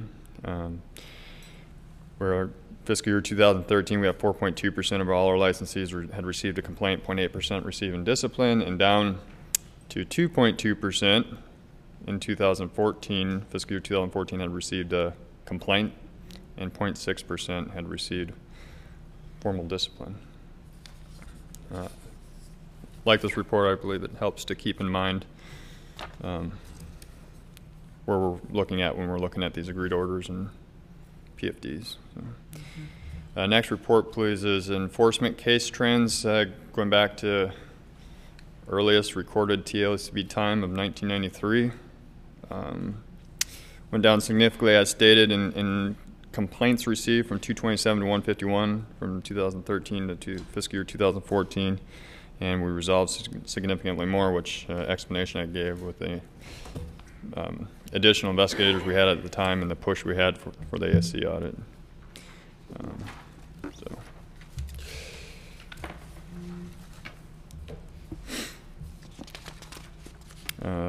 Did want to note that in reading some of the Appraisal Institute's weekly newsletters, that there's a couple articles stating that the mortgage fraud indexes were up, so could possibly be an indicator of future complaint volume. Something to bear in mind. Number of complaints received. The next, this is per license type. We had this in a pie chart and a line chart, and so it was wholly redundant, so we removed the pie chart. We just have the line chart here, but it clearly shows that majority of license type for complaints are certified residential, and so that would make sense being their larger license category. No questions on that one. We'll go on to the next report, and this was asked for, I believe, in a committee and presented to the board, and so the board committee give me some direction if you want me to carry this forward to the next board meeting, or maybe present it on a less frequent basis. But it's a report on the staff initiated complaints based on experience audits, and the following one is comparing those staff initiated complaints based on experience audits to non-audits. And so you have the data there going back, I believe, 6 years, 2009 to 15. We don't have any, well, we didn't have any at the end of October. I'm not sure if we do since then, but you see the numbers there for for staff initiated complaints against applicants and sponsors. The upgrade applicants are those without a sponsor, going from like certified residential, certified general, or licensee to one or the other. Any questions on this report? Would the board like me to present these next two reports at the next meeting, or on some less frequent basis, or?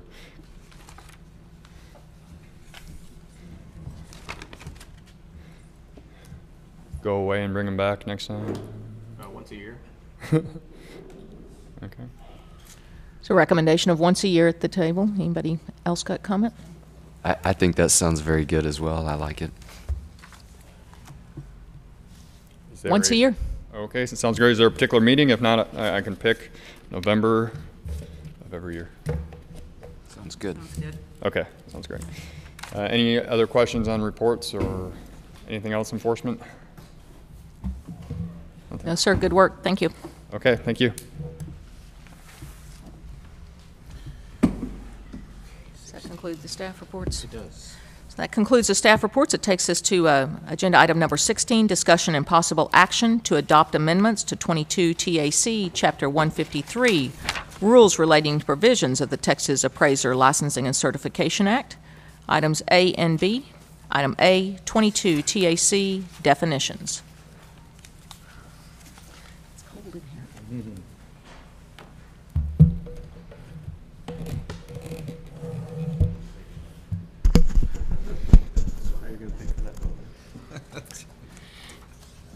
Good afternoon, Madam Chair and board members. Kristen Warman, General Counsel. This proposed amendment was to clarify a reference to the Appraiser Qualifications Board and to eliminate a redundant definition included elsewhere in state law. There were no comments received on the amendments as proposed. Staff recommendation is to adopt the rule as published. Anyone have questions of Kristen? Floor is open for a motion. Madam Chair. Yes, sir. I move that staff is authorized on behalf of this board to submit for adoption amendments to 22 TAC 153.1 definitions without changes to text as published in the Texas Register, along with any technical or non-substantive changes required for adoption. So motion by Mr. Black. Second motion. Second by Mr. Jeffries. Welcome to the party. Any discussion? All in favor? Aye. Anyone opposed? Takes us to agenda item number 16B, discussion and possible action to adopt amendments to 22 TAC 153.5, fees. This amendment was proposed as part of the fiscal year 2015 budget adopted by the board to reduce renewal fees for license holders. No comments were received on the amendments as proposed, and staff recommends to adopt the amendment as published, with an effective date of January 1, 2015. Questions? Just have a comment as an appraiser. Thank you. Floor is open for a motion. I understand that the fees saved are about 70,000 a year. Is that right? Is that what Well, $10 and 6,000, so 60,000 over 2 years. over 60,000 over 2 years. Okay. Yeah. Motion to approve, if I could, Ms. Chair. A motion by Mr. Barber. Is there a second? Second. Do you need a clarification on adoption date? Yes, please. Can you add the January requested date? January 1 of 2015, yeah, the upcoming year. Thank you. Amendment to the motion. Second, approve the amendment. All those in favor? Aye. Anyone opposed? Motion passes unanimously. Takes us to agenda item number 17, discussion and possible action to adopt the amendments to 22 TAC 157.31, the investigative conference. This proposed amendment was made to clarify the information that will be provided to a respondent prior to holding an investigative conference, and the amendment is coming to you from the Enforcement Committee. There were no comments received on the amendment as proposed, and staff recommends adopting the amendment as published. Madam Chair, I'd like to make a motion. Yes, sir, Mr. Padden. I'd like to move that staff is authorized on behalf of this board to submit for adoption amendments to 22 TAC Section 157.31 Investigative Conference without changes to the text as published in the Texas Register, along with any technical or non-substantive changes required for adoption. We have a motion. Is there a second? Second. Mr. McAnally, second. Any discussion? All in favor? Aye. Anyone opposed? Motion passes unanimously. Will carry us to agenda item number 18, discussion and possible action to adopt amendments to 22 TAC, Chapter 159, rules relating to the provisions of the Texas Appraiser Management Company Registration and Regulation Act. Madam Chair and board members, the amendments under this item were proposed as part of our quadrennial rule review process. They were reviewed by the AMC Advisory Committee. Specific amendments included allow appraisal management companies to renew their license on an active status and reduce the percentage of annual appraisal reviews an AMC must perform from 5 to 2%. We did receive 2 comments on the rules on the amendments as proposed. One commenter was a trade association and the other was a law firm who represents AMCs. Both commenters support the reduction in the total percentage of appraisals that must be reviewed by an AMC on an annual basis. In addition, one commenter supports the clarification requiring a license holder to utilize the AMC's dispute resolution process before filing a complaint against an AMC with the board. The staff recommends adopting the rules as published. Thank you.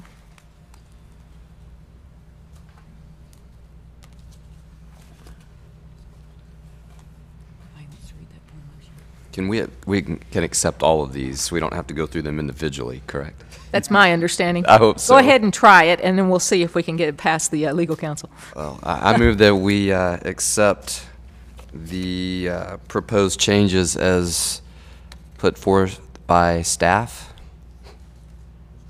I'll second it. We have a motion by Mr. Black and a second by Mr. Beard. Any questions? Madam Chair, I would ask that we do this by letter because I have comments on N, and because I am not in favor of dropping the percentage requirement from 5 to 2%. And if we take them whole as they are now, I would be forced to vote against all of them. Well, we can go through them individually then. Is there any other item other than N that you'd like to make comment on? No, ma'am. If they amend the motion to approve everything but N and we take N up as a separate issue, would that be acceptable to you, Mr. Barber? I'd be fine with that, yes, ma'am. I would ask a consideration of an amendment to the motion. Yes, then I would change my motion to I recommend that we accept the changes as put forth by staff with the exception of N.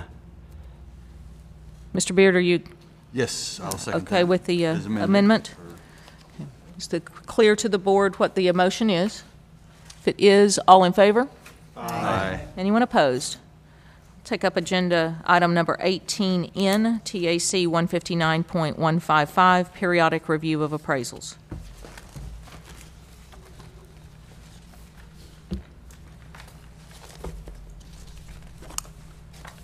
Mr. Barber, would you, other than the comment that you've made, do you have others? Right. Thank you, Madam Chair. If I may just have a minute here to ask a question that I've been asking for several months now is why we're dropping the percent requirement of the randomly selected appraisals from 5% down to 2%. I do recall quite fondly that the commissioner said, well, there's no real deleterious effect on consumer protection. And while I appreciate his assertion, as a public member, I have to raise my hand and ask why we're doing this and what is the statistically significant difference in changing the percentage requirement from 5 to 2%. I just did some back of the envelope calculations, so if you bear with me, remember I'm a lawyer, I'm not a mathematician, so I can barely count as it is, so bear with me as I go through this. But if you have an AMC that has, and again I'm just taking some assumptions here, 100 panelists, and those panelists produce 100 reports, well that's 10,000 appraisals, 10,000 appraisals. Currently they'd be required to sample 5% of the 10,000 or 500, so we would know thumbs up, thumbs down, whether the sample passed USPAP Standard 3 muster. The proposal would drop it down to 200. Okay. Well, they also get credit, don't forget. The AMCs do get credit for sampling 1 in 5 of their new appraisers. So if all 100 panelists produce 5 reports, that's 500 appraisals, 1 in 5 is 20%. 20% of 500 is 100. So that means that they get credit for the 100 new appraisers, and they only have to sample 100 more. So an appraiser who just came into the company would have his or her appraisal sampled, one of them, and there will be maybe, odds are, one other of his or her appraisals sampled, meeting the 200 minimum threshold, whereas right now they could go up to 400 more. I don't know if it is a good idea to allow for appraisers to produce 100 reports a year, 100 reports a year, and have 2 appraisals sampled. Right now they'd be required to do 5. Now that's on a best case scenario. What you could also have is a situation where there are no new appraisals, no new appraisers, and so there are no new appraisals being sampled. There is no credit.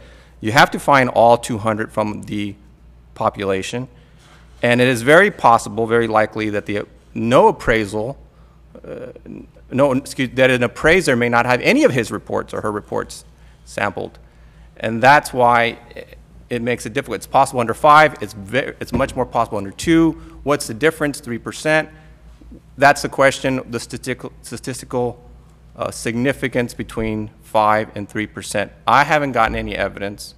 I've gone and Ms. Fontana was very generous to give me time at her committee to talk about this, and I wasn't able to get any evidence there as to what the good rationale for that is, other than saving cost, which I'm all for, don't get me wrong. But as the public member, I've got to raise my hand and ask, why are we doing this for the industry? What is the benefit to the public? And that is why I am not for the dropping the percentage from 5 to 2%. Thank you. Anyone have comment to address the concern? I have a question. As in history, what was the guidelines when this was proposed, as I recall, and I've forgotten now, but the regulatory agency that came out of Dodd-Frank, and there was a requested minimum number of reviews that were to be done, and this was a compromise, as I recall. There was one was high and one was low. But do you remember the particular how this came to pass? I certainly do. The requirement to review is not actually delineated in Dodd-Frank.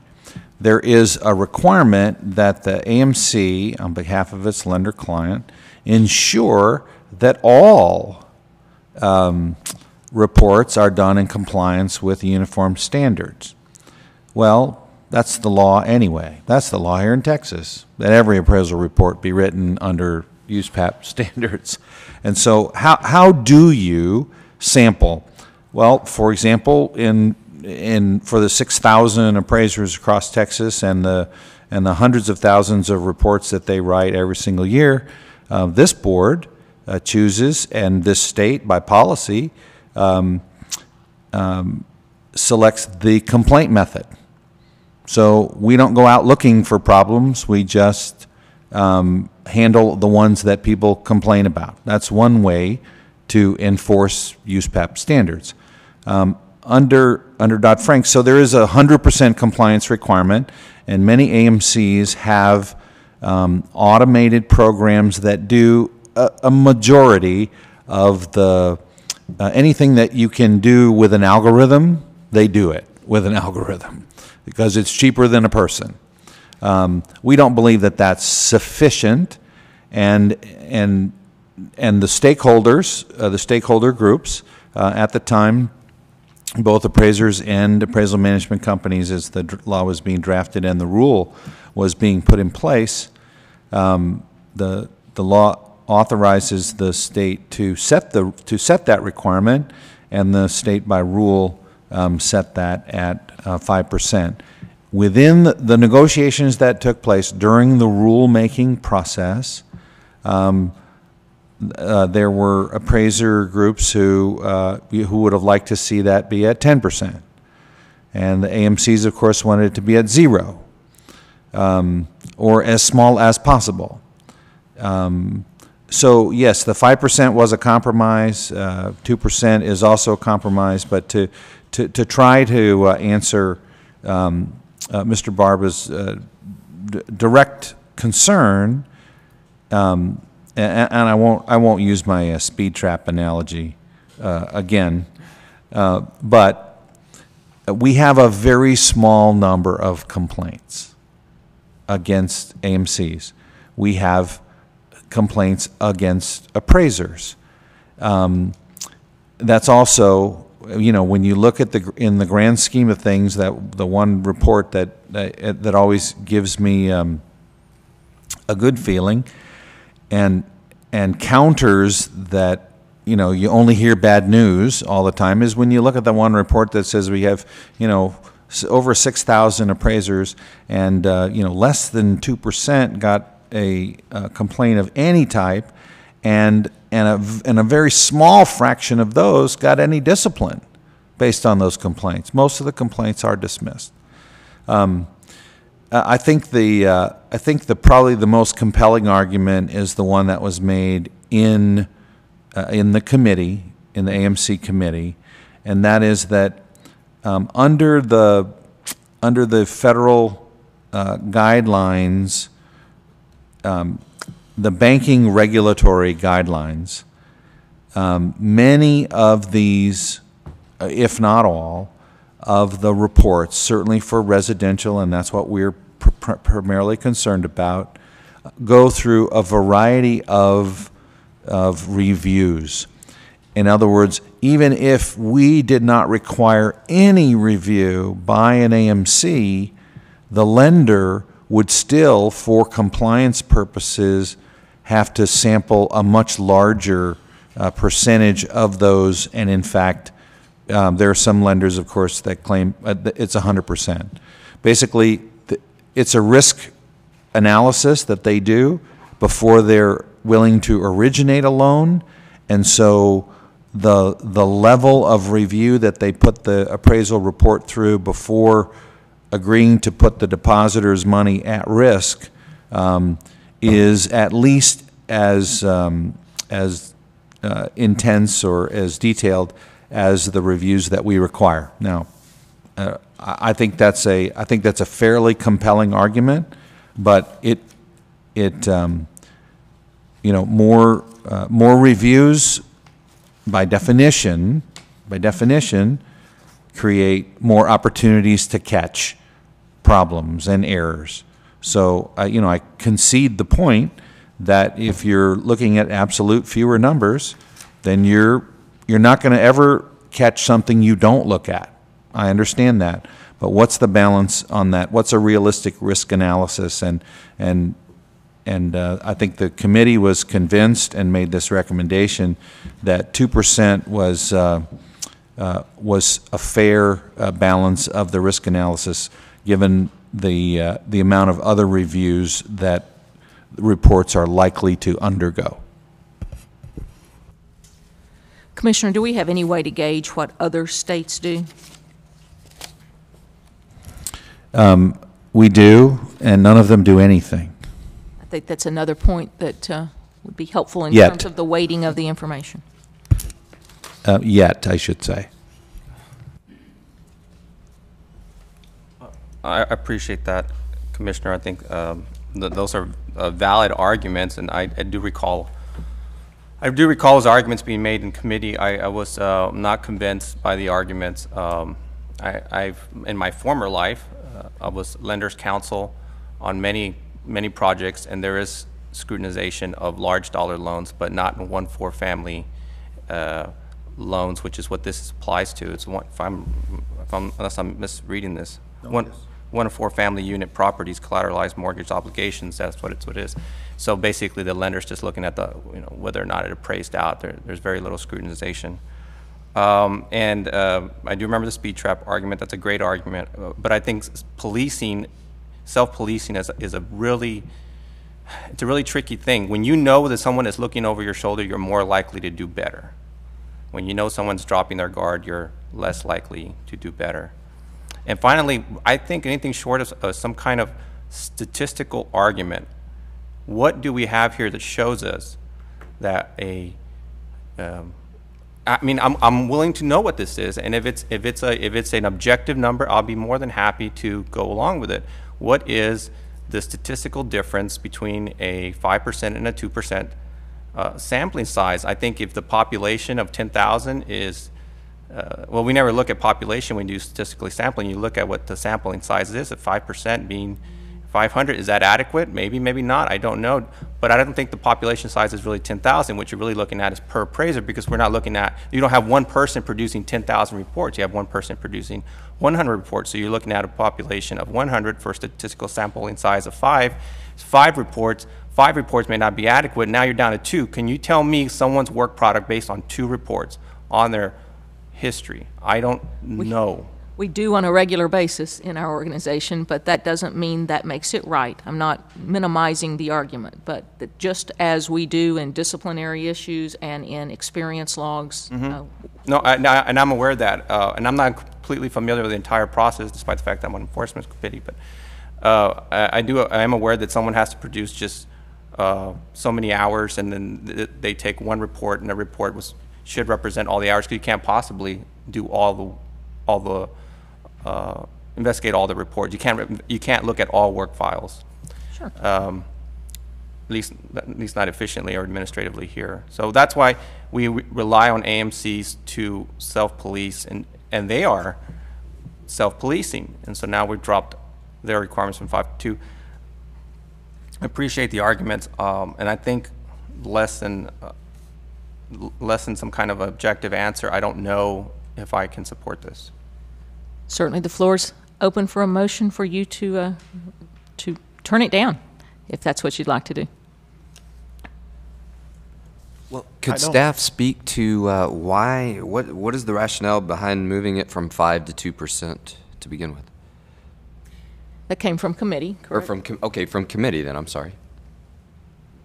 And I would defer to Commissioner Olmixon's statement already. Fair enough. I suppose, again, for background's sake, and again, just so we can try and get on the same page, I'm not sure there's anyone that this is the hill that someone's willing to die on. Essentially, from a background standpoint, in the industry, there was huge reaction to the fact that when we were considering the process, that we were considering anything at all. That's the reason I asked the question, what do other states do? So we were unique and unusual in the fact that we had any process. Of course, immediately, the door was wide open at the point that we picked 5, and there was no statistical methodology, to my understanding, of picking 5, except to Mr. Beard's comment that it was a negotiation, that there was no identified number, there was no history for us to go by. And so the board at that point picked 5. I think what we're hearing is, at least through the process of discussion, there's no better argument for having 5 than having 2, and so we continue to just try and revise and refine. And generally, as I think it's pretty common practice, we look at things based on reaction. So you can see how many rules are being proposed today that have 0 comment. This happens to be a rule that did have a couple of 3 people comment on it, no doubt all of them industry participants, and no doubt coming from a perspective that they want you to listen to. But I'm sure that's why it ended up on your agenda to start with, is someone in the population was asking for us to consider or look at it again.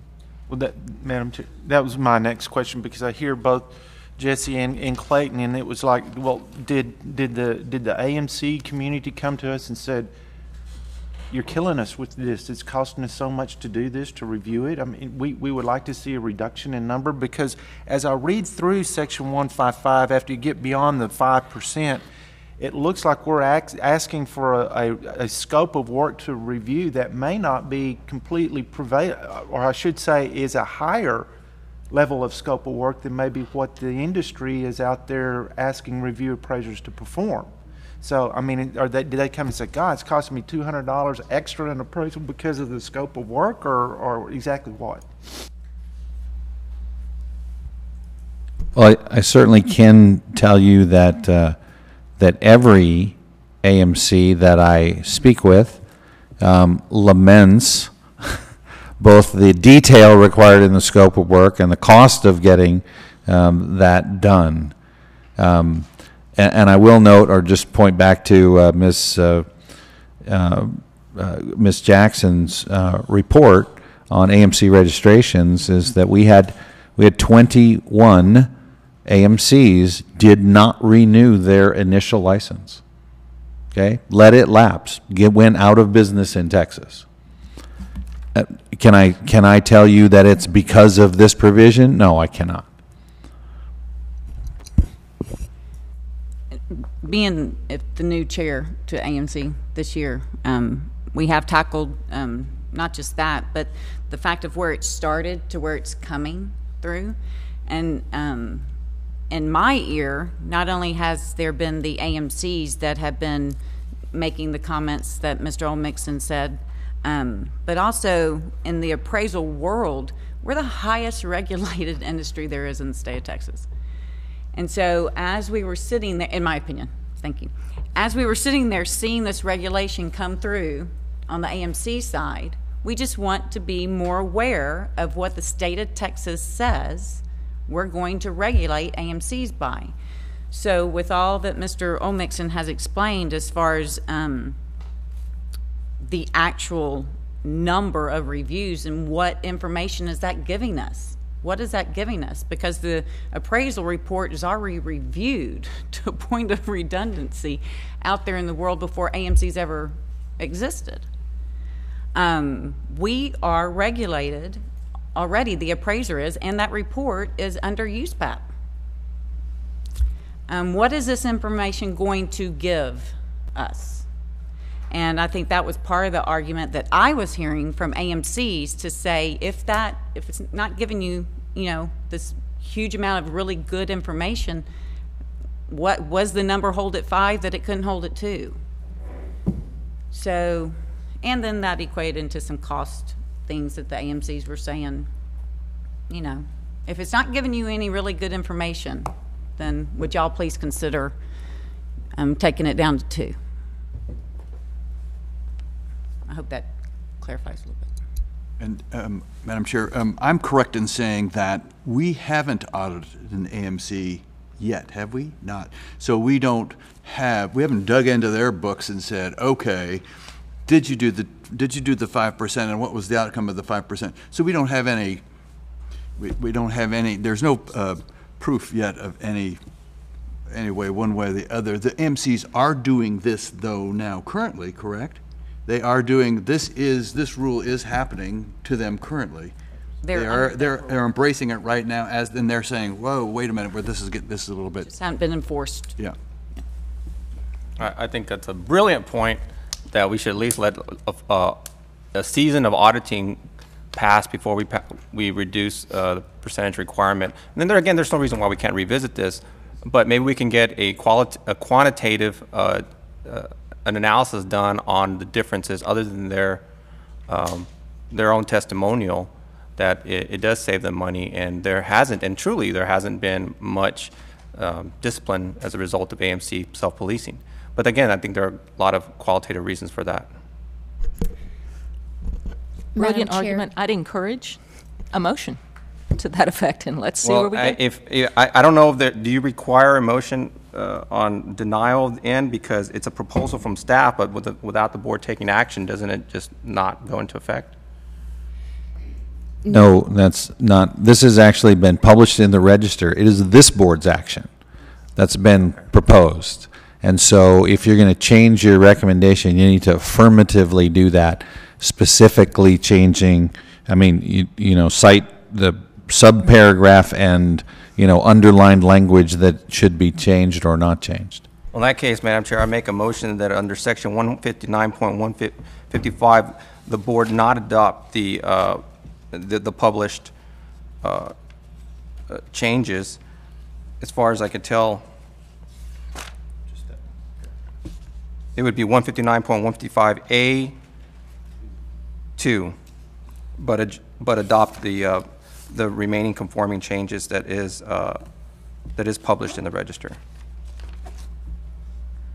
We have a motion. Is there a second?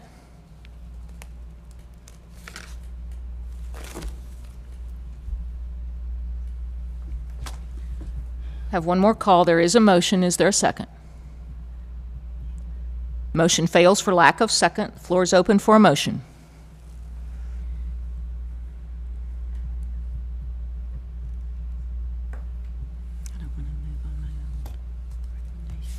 Where did we go with Mr. Black's motion? How did that die, or? No, it did not include 18N. Oh, that's right. That's right. That's right. I got you. Okay. Everything else has already been approved. Yeah. If the board's desire is to continue at the recommendation that has been published up to now, then simply a motion to approve item N is necessary. If not, if no action were taken, what would happen to something that's been published, Kristen? It would be withdrawn. Okay. So that is an option as well? Yes. Okay. So therefore, Madam Chair, I'd like to move that we adopt or approve item N in agenda item number 18. Is that as published? As published. There is a motion. Is there a second?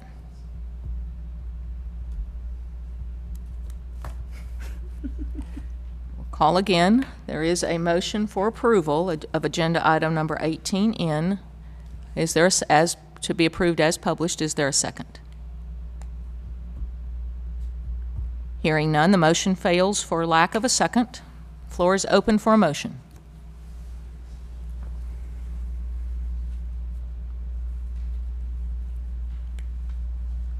Is there some other desired outcome? Madam Chair, I take it by this board's reaction that everyone, and feel free to step in here, but I feel like everybody doesn't feel like they have quite enough information to make a judgment one way affirmatively or one way negatively. Yeah, that's obvious. So that leaves us with options. One is that we take no action, Kristen, and then the rule would stay in place as it currently exists? Well, the board would have to withdraw the amendment as proposed, and then it would stay in existence as currently on the books. So Madam Chair, I move that we withdraw item 18N that deals with subchapter 159.155 changes. We have a motion. Is there a second? I'll second it. We have a motion and a second by Mr. Beard. Is there any additional discussion? May I make a comment? Yes, sir, Commissioner. The only text that is, so this board has already considered the recommendation of its committee, endorsed it, published it, and received comments back from the public that they liked it. Okay, there was no no appraiser group, no consumer group, and you would think the appraisers who are not particularly have the exact same interest as AMCs, if there were some issue, might have expressed objection. There are other changes in here. The only one that appears to be that there be some uncertainty about, as Mr. McAnally said, is should it be 2 or should it be 5? So I would ask the board, if you're uncertain about resolving that particular issue, if you do nothing, it's 5. Okay, you've resolved it. So either vote to approve it, or take Mr. Barba's motion and second it and approve that, which is to approve the rest of the changes except for changing 5 to 2. But don't let all the other changes lapse for lack of explanation. So I mean, at least I hope I've been clear that the other changes are not in dispute, and so should go through. It's my understanding that, and maybe I need clarification, it's my understanding we've approved the other changes by official action already. I meant the other changes in 155. In this section, there are multiple textual changes. It's just 155A parens 2, that one change from scratch 5 and replace it with the word 2, but all of the other changes in section 159.155 are not in dispute. Madam Chair, that was my intent, so I didn't craft a very good motion, so let's just let it die for a lack of a vote. And then we can restructure one that makes it better. Well, someone that's smarter than me is going to have to help me with that, because we have a motion. If I can take a stab, if I may. Well, wait just a second, because we've got a motion and a second. So, Kristen? If I might point out a piece of factual information for the board's consideration, the purpose of this requirement is to ensure that appraisers are complying with USPAP. And with a look back at page 274 of our materials, we can see that the complaints submitted by AMCs over the past fiscal year were only 9 out of the total number of complaints that this board received. So I just point that fact out for your consideration. Yeah, I think we got that. There was minimal complaints, and there was minimal disciplinary actions, probably because of self-policing. So if I may take Yeah, but give me just a second. I think I know where you're headed, and I do welcome the opportunity for you to make a recommendation for an amendment to an motion that exists. Please just don't style it as your own motion. If you can just say or we need to withdraw everything and let Mr. Barba make a motion. Well, if Mr. McAnally would reconsider his motion to accept 159.155, which is item N, except for A2. Sure, that's what I said my intent was. I just didn't think that through when I made the whole motion, so it was not a good motion. So we have an agreement to amend the motion. Mr. Beard, are you? And I'll second it. Is that clear enough?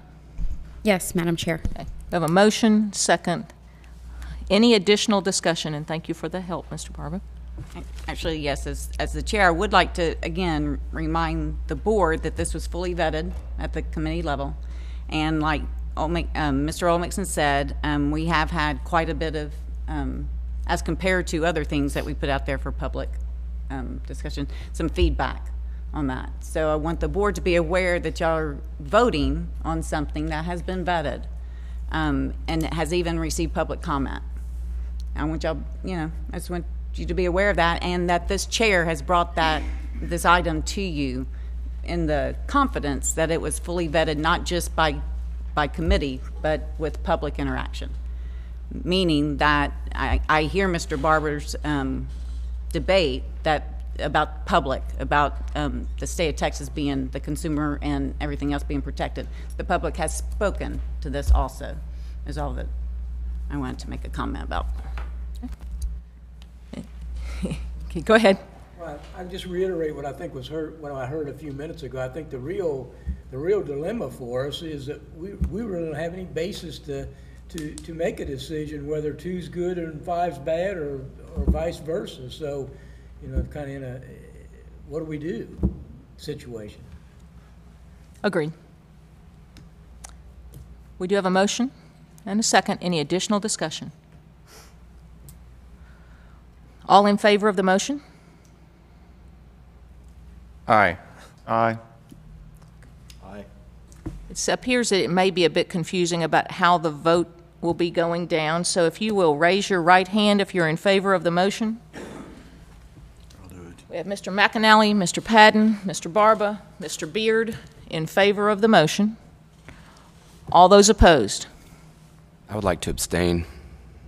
Okay. I have 2 opposition, 3.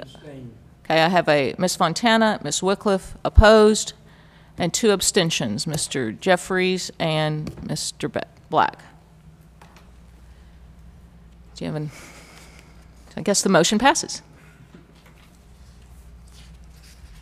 That was a lot of heavy lifting. Congratulations on the hard work. Let's move to agenda item number 19, discussion and possible action to adopt the repeal of 22 TAC 153.16 provisional license.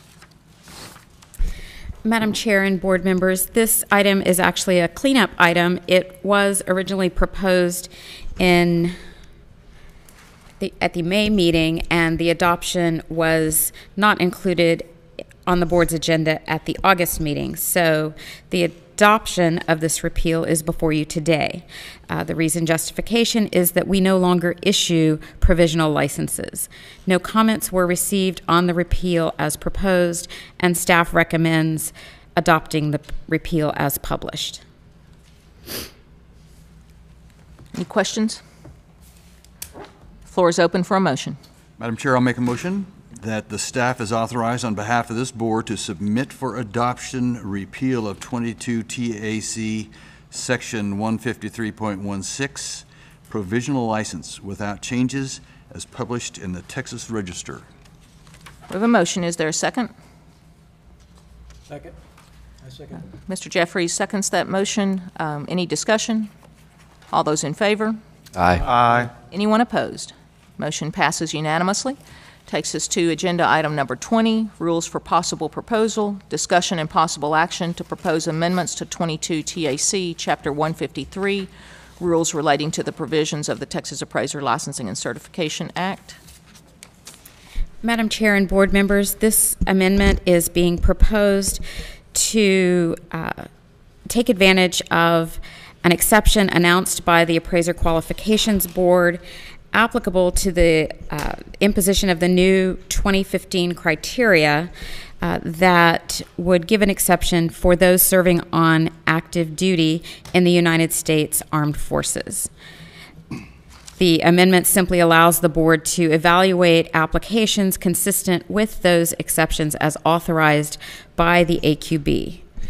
Staff's recommendation is to propose the amendments as presented with the understanding that because these requirements will come into effect on January 1, the rule would need to be proposed as both a traditional rule for publication and comment period, but staff is also recommending adopting this rule as an emergency rule. So it would go into effect immediately.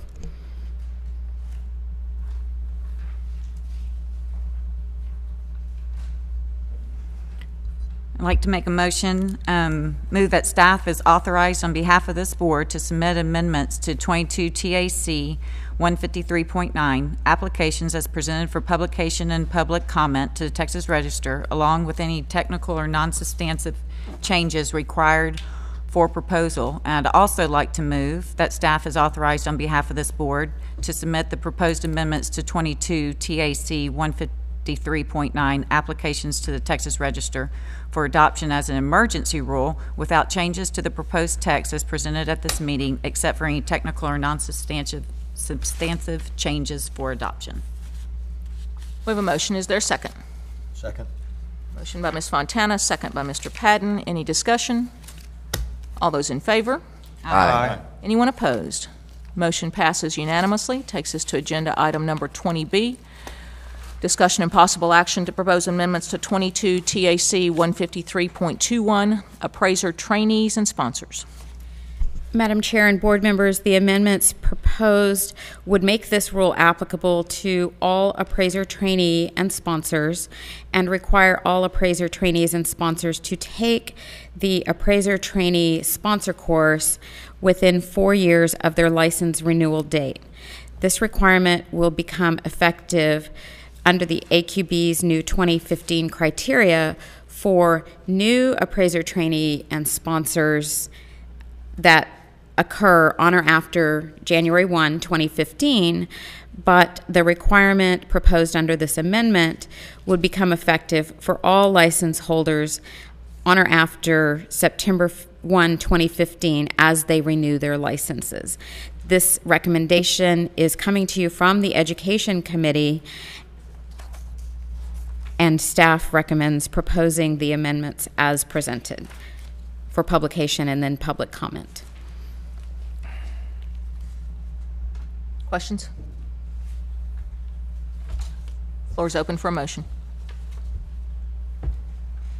I'll make a motion that staff is authorized on behalf of the board to submit amendments to 22 TAC Section 153.21, appraiser trainees and sponsors, as presented for publication and public comment to the Texas Register, along with any technical and non-substantive changes required for proposal.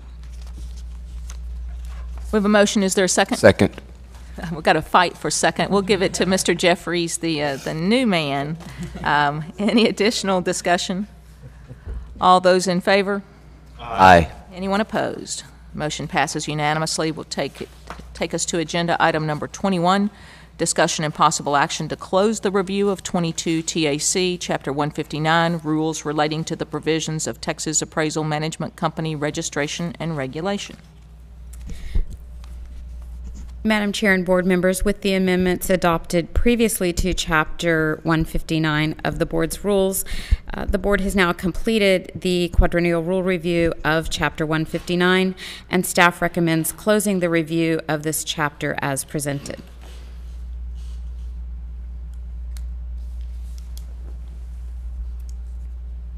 Any questions?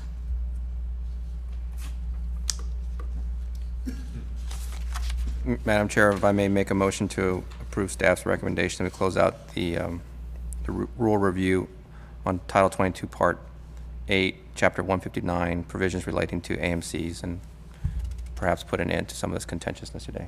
We have a motion. Is there a second? Second. Motion by Mr. Barba, second by Mr. Beard. Any discussion? All in favor? Aye. Anyone opposed? Motion passes unanimously. Takes us to agenda item number 22. Madam Chair, I'll just make a brief presentation about this. We covered this topic in the workshop yesterday, but it is a singular item that was not adequately defined in the strategic plan that was approved in August.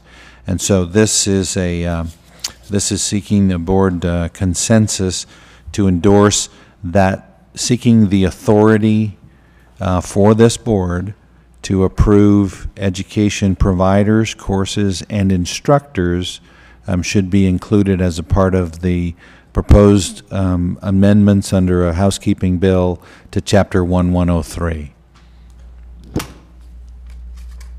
Questions?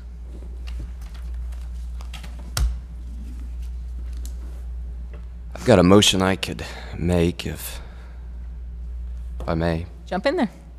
Madam Chair, I move that the board endorse this item to be included among the various items it would like to see in a housekeeping bill to amend Chapter 1103 of the Texas Occupations Code. Good. We have a motion. Is there a second? Second.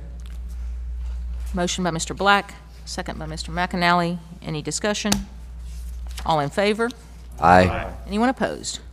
Motion passes unanimously. It takes us to agenda item number 23, discussion and possible action on recommendations from the Enforcement Committee regarding proposed revisions to the complaint intake form. form is available, of course, in your materials. Essentially, you see language changes there. Enforcement have any comment? Not really. They speak for themselves. That's what I'm thinking. So, seems simple. Is there a motion?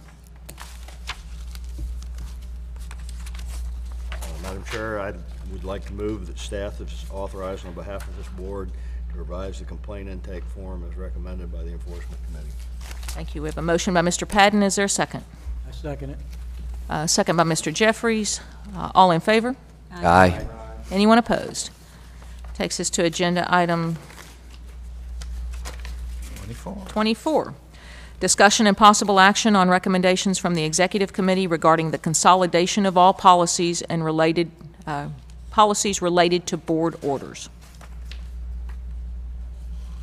Again, I think this fairly well speaks for itself. Happy to answer any questions.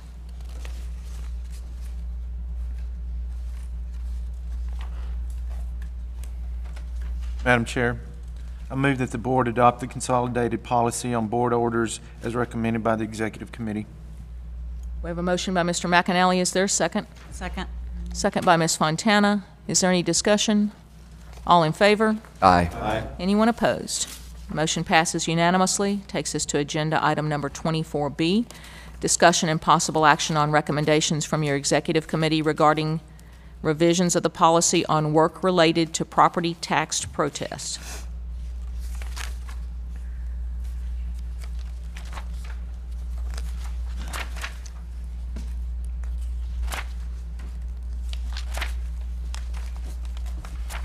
Madam Chair, I'll make a motion that the board adopt the revisions to the policy on work related to property tax protests as recommended by the Executive Committee. We have a motion by Mr. Beard. Is there a second? Second. A second by Mr. Padden. Is there any discussion? All in favor? Aye. Aye. Anyone opposed? Motion passes unanimously. Carries us to agenda item number 24C, discussion and possible action on recommendations from your Executive Committee regarding recognition and appreciation for board member service. This is essentially something that has been in process for a few months, where there was no real defined process, simply a recommendation from the Executive Committee. Is there any questions? You're going to make a recommendation that everybody be given a flag? Yeah. When you leave. Okay.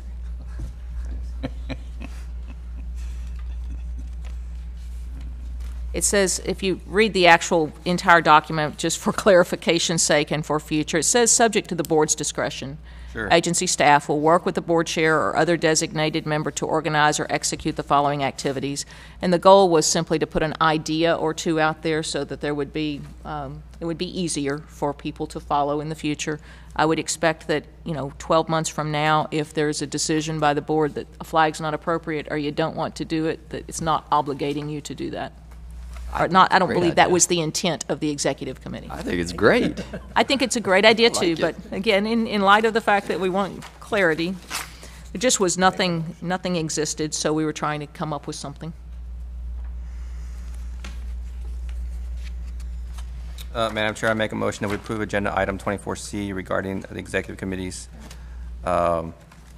recommendation that the board adopt the practice for recognizing outgoing board members. I'll second that. We have a motion by Mr. Barba, a second by Mr. Black. Any discussion? All in favor? Aye. Anyone opposed? Takes us to agenda item number 24D, discussion and possible action on recommendation from your Executive Committee regarding appointment of a board member as a contact person for the proposed legislative changes.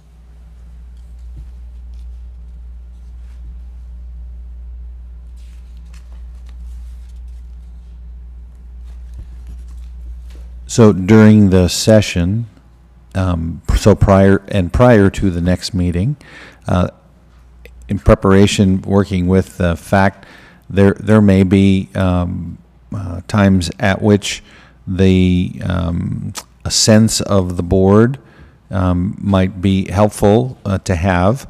Absent any additional direction, I would contact the chair. Okay, but this allows an opportunity if there's perhaps someone else who would like to be considered for that role, or for the board to officially appoint or designate the chair as that person. So, if you do nothing, I'm going to the chair. Okay.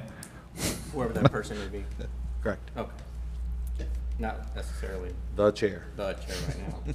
Well, the chair at whatever moment in time the need arises. That's right.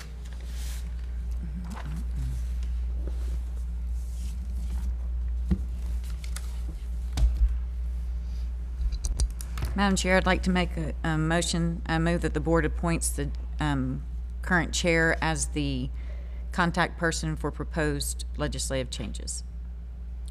The motion, is there a second? I'll second it. Mr. Beard, motion by Ms. Fontana, second by Mr. Beard. Any discussion? Yes, if I could get clarification, is that the then current chair or the current chair? The then current. The chair that's in the position at the time of... Perfect, the then current chair. Thank you. Any additional discussion? All in favor? Aye. Anyone opposed? Motion passes unanimously. It takes us to agenda item number 25. Requires no further action. Requires, No further action. oh, that requires no further action. Unless there's discussion. Oh, yeah. Is there any discussion on proposed legislative changes? Hearing none, there is no further action. We'll move to agenda item number 26, discussion and possible action regarding floor nominations to create a slate of officers. Madam Chair, if I could kick this discussion off. Mr. Black. I'd like to say that I think our current leadership has been extremely effective, and we continue to see positive changes in this agency. So I would like to recommend that if they're willing to continue their service, that we give serious consideration to asking the current chair, vice chair, and secretary to continue their service for another year in those respective positions. And I will second it. Is that was a motion, right? I don't think so. No, kicking off the discussion. Okay. It was a great speech, but I think that's a great recommendation. I think that's a great comment. But in the interest of being comprehensive, was there anyone else who had expressed ambitions?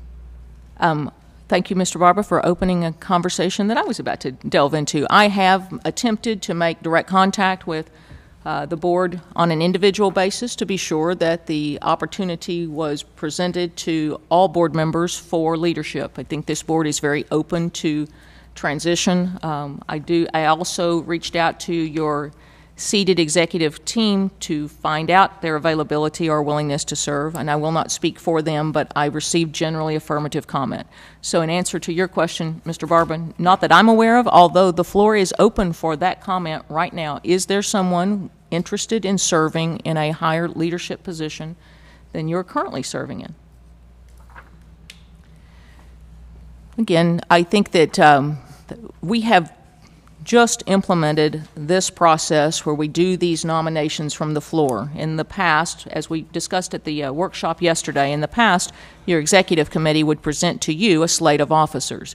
So in an effort to do it the correct way, I do think the floor is probably open for nominations, and I think they must be made that way on an individual basis for an individual seat. So if you have a desire to serve, you certainly can still jump into the nomination process. I'll nominate Jamie Wycliffe as chairperson, chairwoman. Chair. There are other nominations for the position of chair. Madam Chair, I nominate Ms. Laura Fontana as vice chair. I appreciate that. I'm a little concerned that it might get confusing at some point. Maybe we should do them, Kristen, is it appropriate to do them one seat at a time, or should we do them as a slate? You can do them one at a time to create the slate. That's probably the most appropriate way to proceed. Do one final vote. Yeah, because this will not affect you will still have another opportunity at your future board meeting to actually approve this slate. All we're doing is establishing the slate of officers now. Correct. The statute requires the vote be taken at the February meeting. Yes, ma'am. Thank you for the clarity. Is there anyone else interested in the position of chair or any other nomination for the position of chair? I would entertain a motion that nomination cease for that position, and we'll create, well, I guess, no, I'm sorry. We don't need to do that. So the next, I'm sorry, Mr. McAnally, why don't you make another stab at that?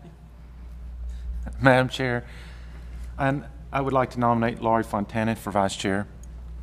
Floor is open for nomination of Ms. Fontana for Vice Chair. Are there other nominations for Vice Chair on this slate?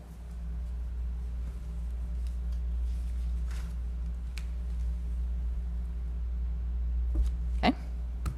Madam Chair, I'd like to nominate Mark McAnally for Secretary.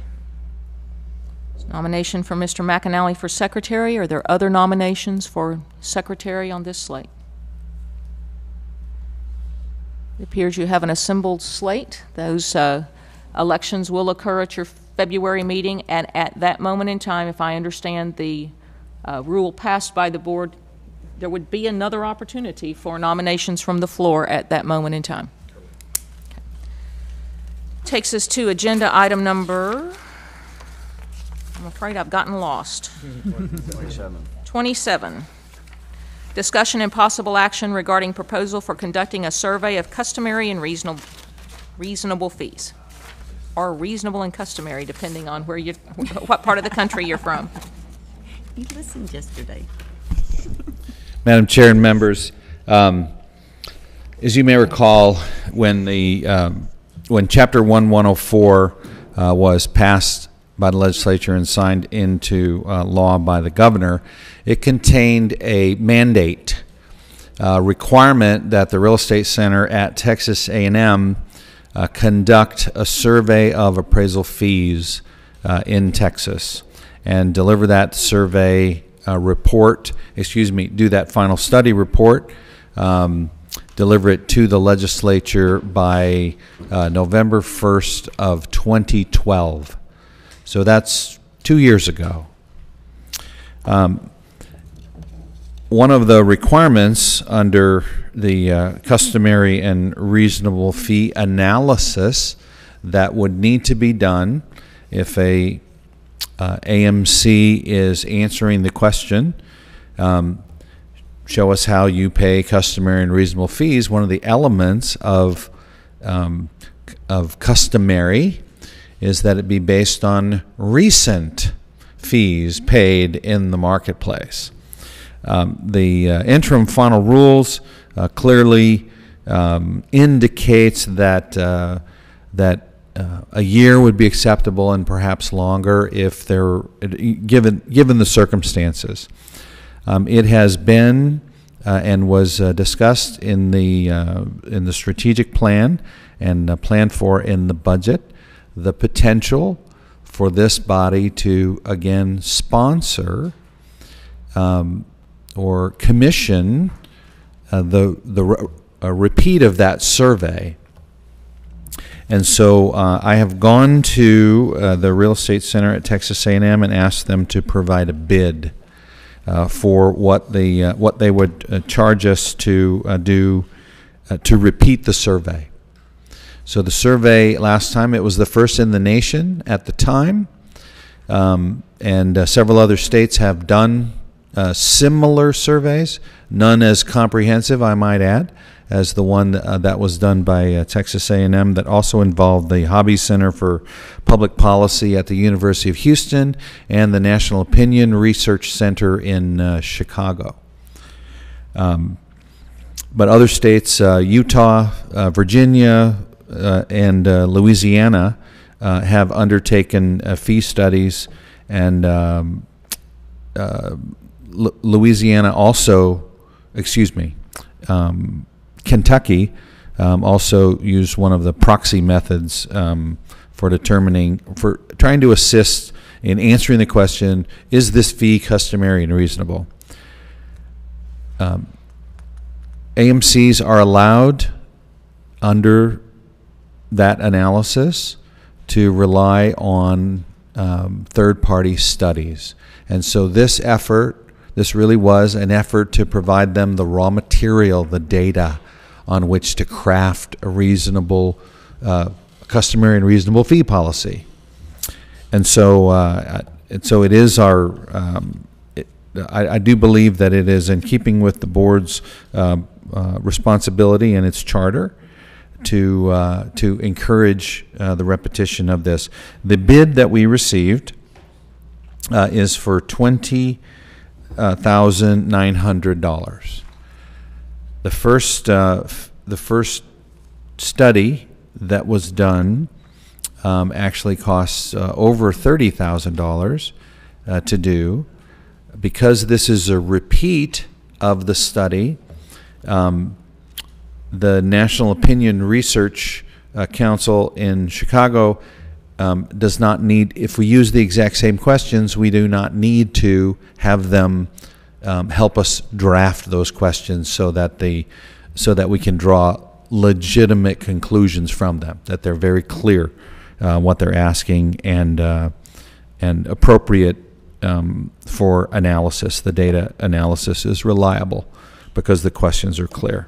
So that fee is removed from that. And in addition, the Real Estate Center at Texas A&M suggested, in order to save this board money, that they not be officially the sponsor of the study because they would have to add the university puts a markup fee on whatever they do. So basically said the heavy lifting was done by the Hobby Center, and so if you would just go directly to them, would be happy to help coordinate, but not really run it through the center, if you will, to save us money. So the bid currently it is to exactly repeat the survey, which requires us to provide them with the all of the information about appraisers and AMCs, so names, contact information, all of that, and then they take it from there. And so I would, I'd like to have the board give me direction to engage this study. We have put funds aside in the education fund for this purpose as a part of the budget approval process. How often? Is this annual? No, this would be this. We're actually a little bit behind the curve. If we did this once every 2 years. Every 2 years. Right. In anticipation of the AMC audit process taking place down the road, and the potential of not being able to find what are customary and reasonable fees, this fills that blank, I would think. I mean, if somebody says, well, it certainly assists, Mr. Beard. It's not our place to, when we go in an audit, we don't say, show us your customary and reasonable fee schedule and we'll tell you if we think it's customary or reasonable. Like we say, tell us your policy and we'll tell you whether the policy of how you develop that meets the requirements in Dodd-Frank. That's really what our audit is about. And in fact, that's the both in Tennessee and Louisiana, the basis of lawsuits against both of those states is they basically said, here's the fee. Yeah. And that may be going beyond what Dodd-Frank, well, the courts will tell them whether or not that's true. That probably is beyond what Dodd-Frank envisioned. And just to let you know, this is perceived in the industry as a valuable tool to help those AMCs determine and have data to make that policy. Yeah, I would think that I can see how smaller states couldn't do this kind of a study, but we've got the resources in Texas to be able to do it. And just one other question: you said the real estate research center, they will still be kind of like acting as facilitators? Is that yes, sir? Okay. And the other thing, and I apologize, if this is approved, then I would sign this on the board's behalf, this proposal, and they would begin work in January, and they would deliver the report to this board prior to May the 1st. So May the 1st is the target deadline, so you'll have it for your May meeting. Just out of curiosity, is the reason why Texas A&M marks up studies and the University of Houston doesn't? Well, I can't say that the University of Houston, there isn't an overhead markup in there, but we have a very good relationship, very good working relationship with the Real Estate Center, and I was actually quite pleased to see that since the majority of the work was going to be done, that Mr. Mailer said, look, you don't need us to just put another markup on top of that, having to go through us, because the majority of the work is going to be done by University of Houston anyway.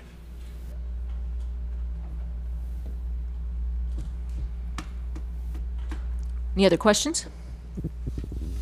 Does this require a motion? I believe he's asking for direction, so a motion would be the easiest way. Madam Chair, I move that we authorize the commissioner to enter into an agreement with the Real Estate Center in conducting a survey of customary and reasonable fees, by my understanding, beginning on January 1st of 2015. Correct. And the University of Houston, And the University that'll of be the document itself. I second the motion. Okay. Motion by Mr. McAnally, second by Ms. Fontana. Any discussion? All in favor? Aye. Anyone opposed? Let the record reflect that Mr. Black was not available for that vote. Thank you very much. Agenda item number, sorry, Mr. Black, but that'll make it easier for somebody in the future. Other business, agenda item number 28, request for potential future meeting agenda items. Is there anyone with business before the board that you would like us to consider for a future agenda? I don't know if it's appropriate, but I was wondering historically how committees are selected, whether it's you volunteer for a committee or assigned to a committee, who does the assigning, and how is the chairmanship of committees determined? Classically, that's done, those assignments occur from after the February meeting when you have a new executive committee, and classically the chairman does the assignment of committees. If history repeats itself, my practice has been to reach out to each board member and ask them if they have a preference for committee assignment, and to try and align your interests with your committee assignments. But my experience is we always have plenty of work and a few less bodies than we need. So please feel free to be considering that, and I do appreciate the question because it is important. We do only meet quarterly, and so we have to hit the ground running with our plan of action. So. Does the committee select and vote on their chairmanship, or is that also assigned by the Classically, I believe in the past it's classically been appointed by the chair. Is there any set rule that says it has to be that way? Nope. Okay. But just like you were talking about reaching out, if someone was interested in a chair, they could visit with the chair to express that level of interest? Certainly. Since we're in an interim period, I'm happy to receive those calls and try and assimilate a list for myself or whoever might be serving in this position. I think it's a great use of time right now for us to be expressing those desires and delving into those things that interest us. Madam Chair, I would like to note to his question that there is only one position, one chair, that is dictated by statute. Yes, thank you for clarifying that, Ms. Fontana. There is the position of AMC chair is mandated to be the vice chair of the board. Short of that, I don't believe there's any other stated requirements.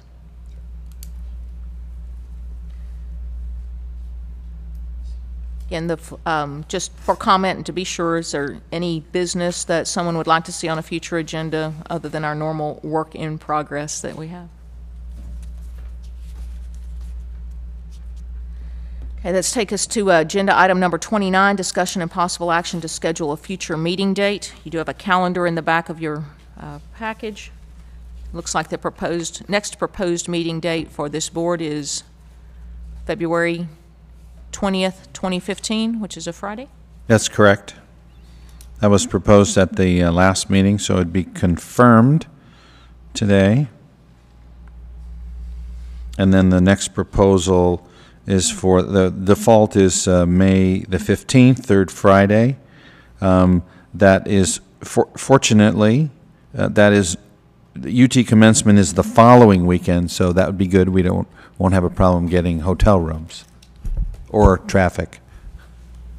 Board comments on proposed dates? When is Memorial Day? The 25th.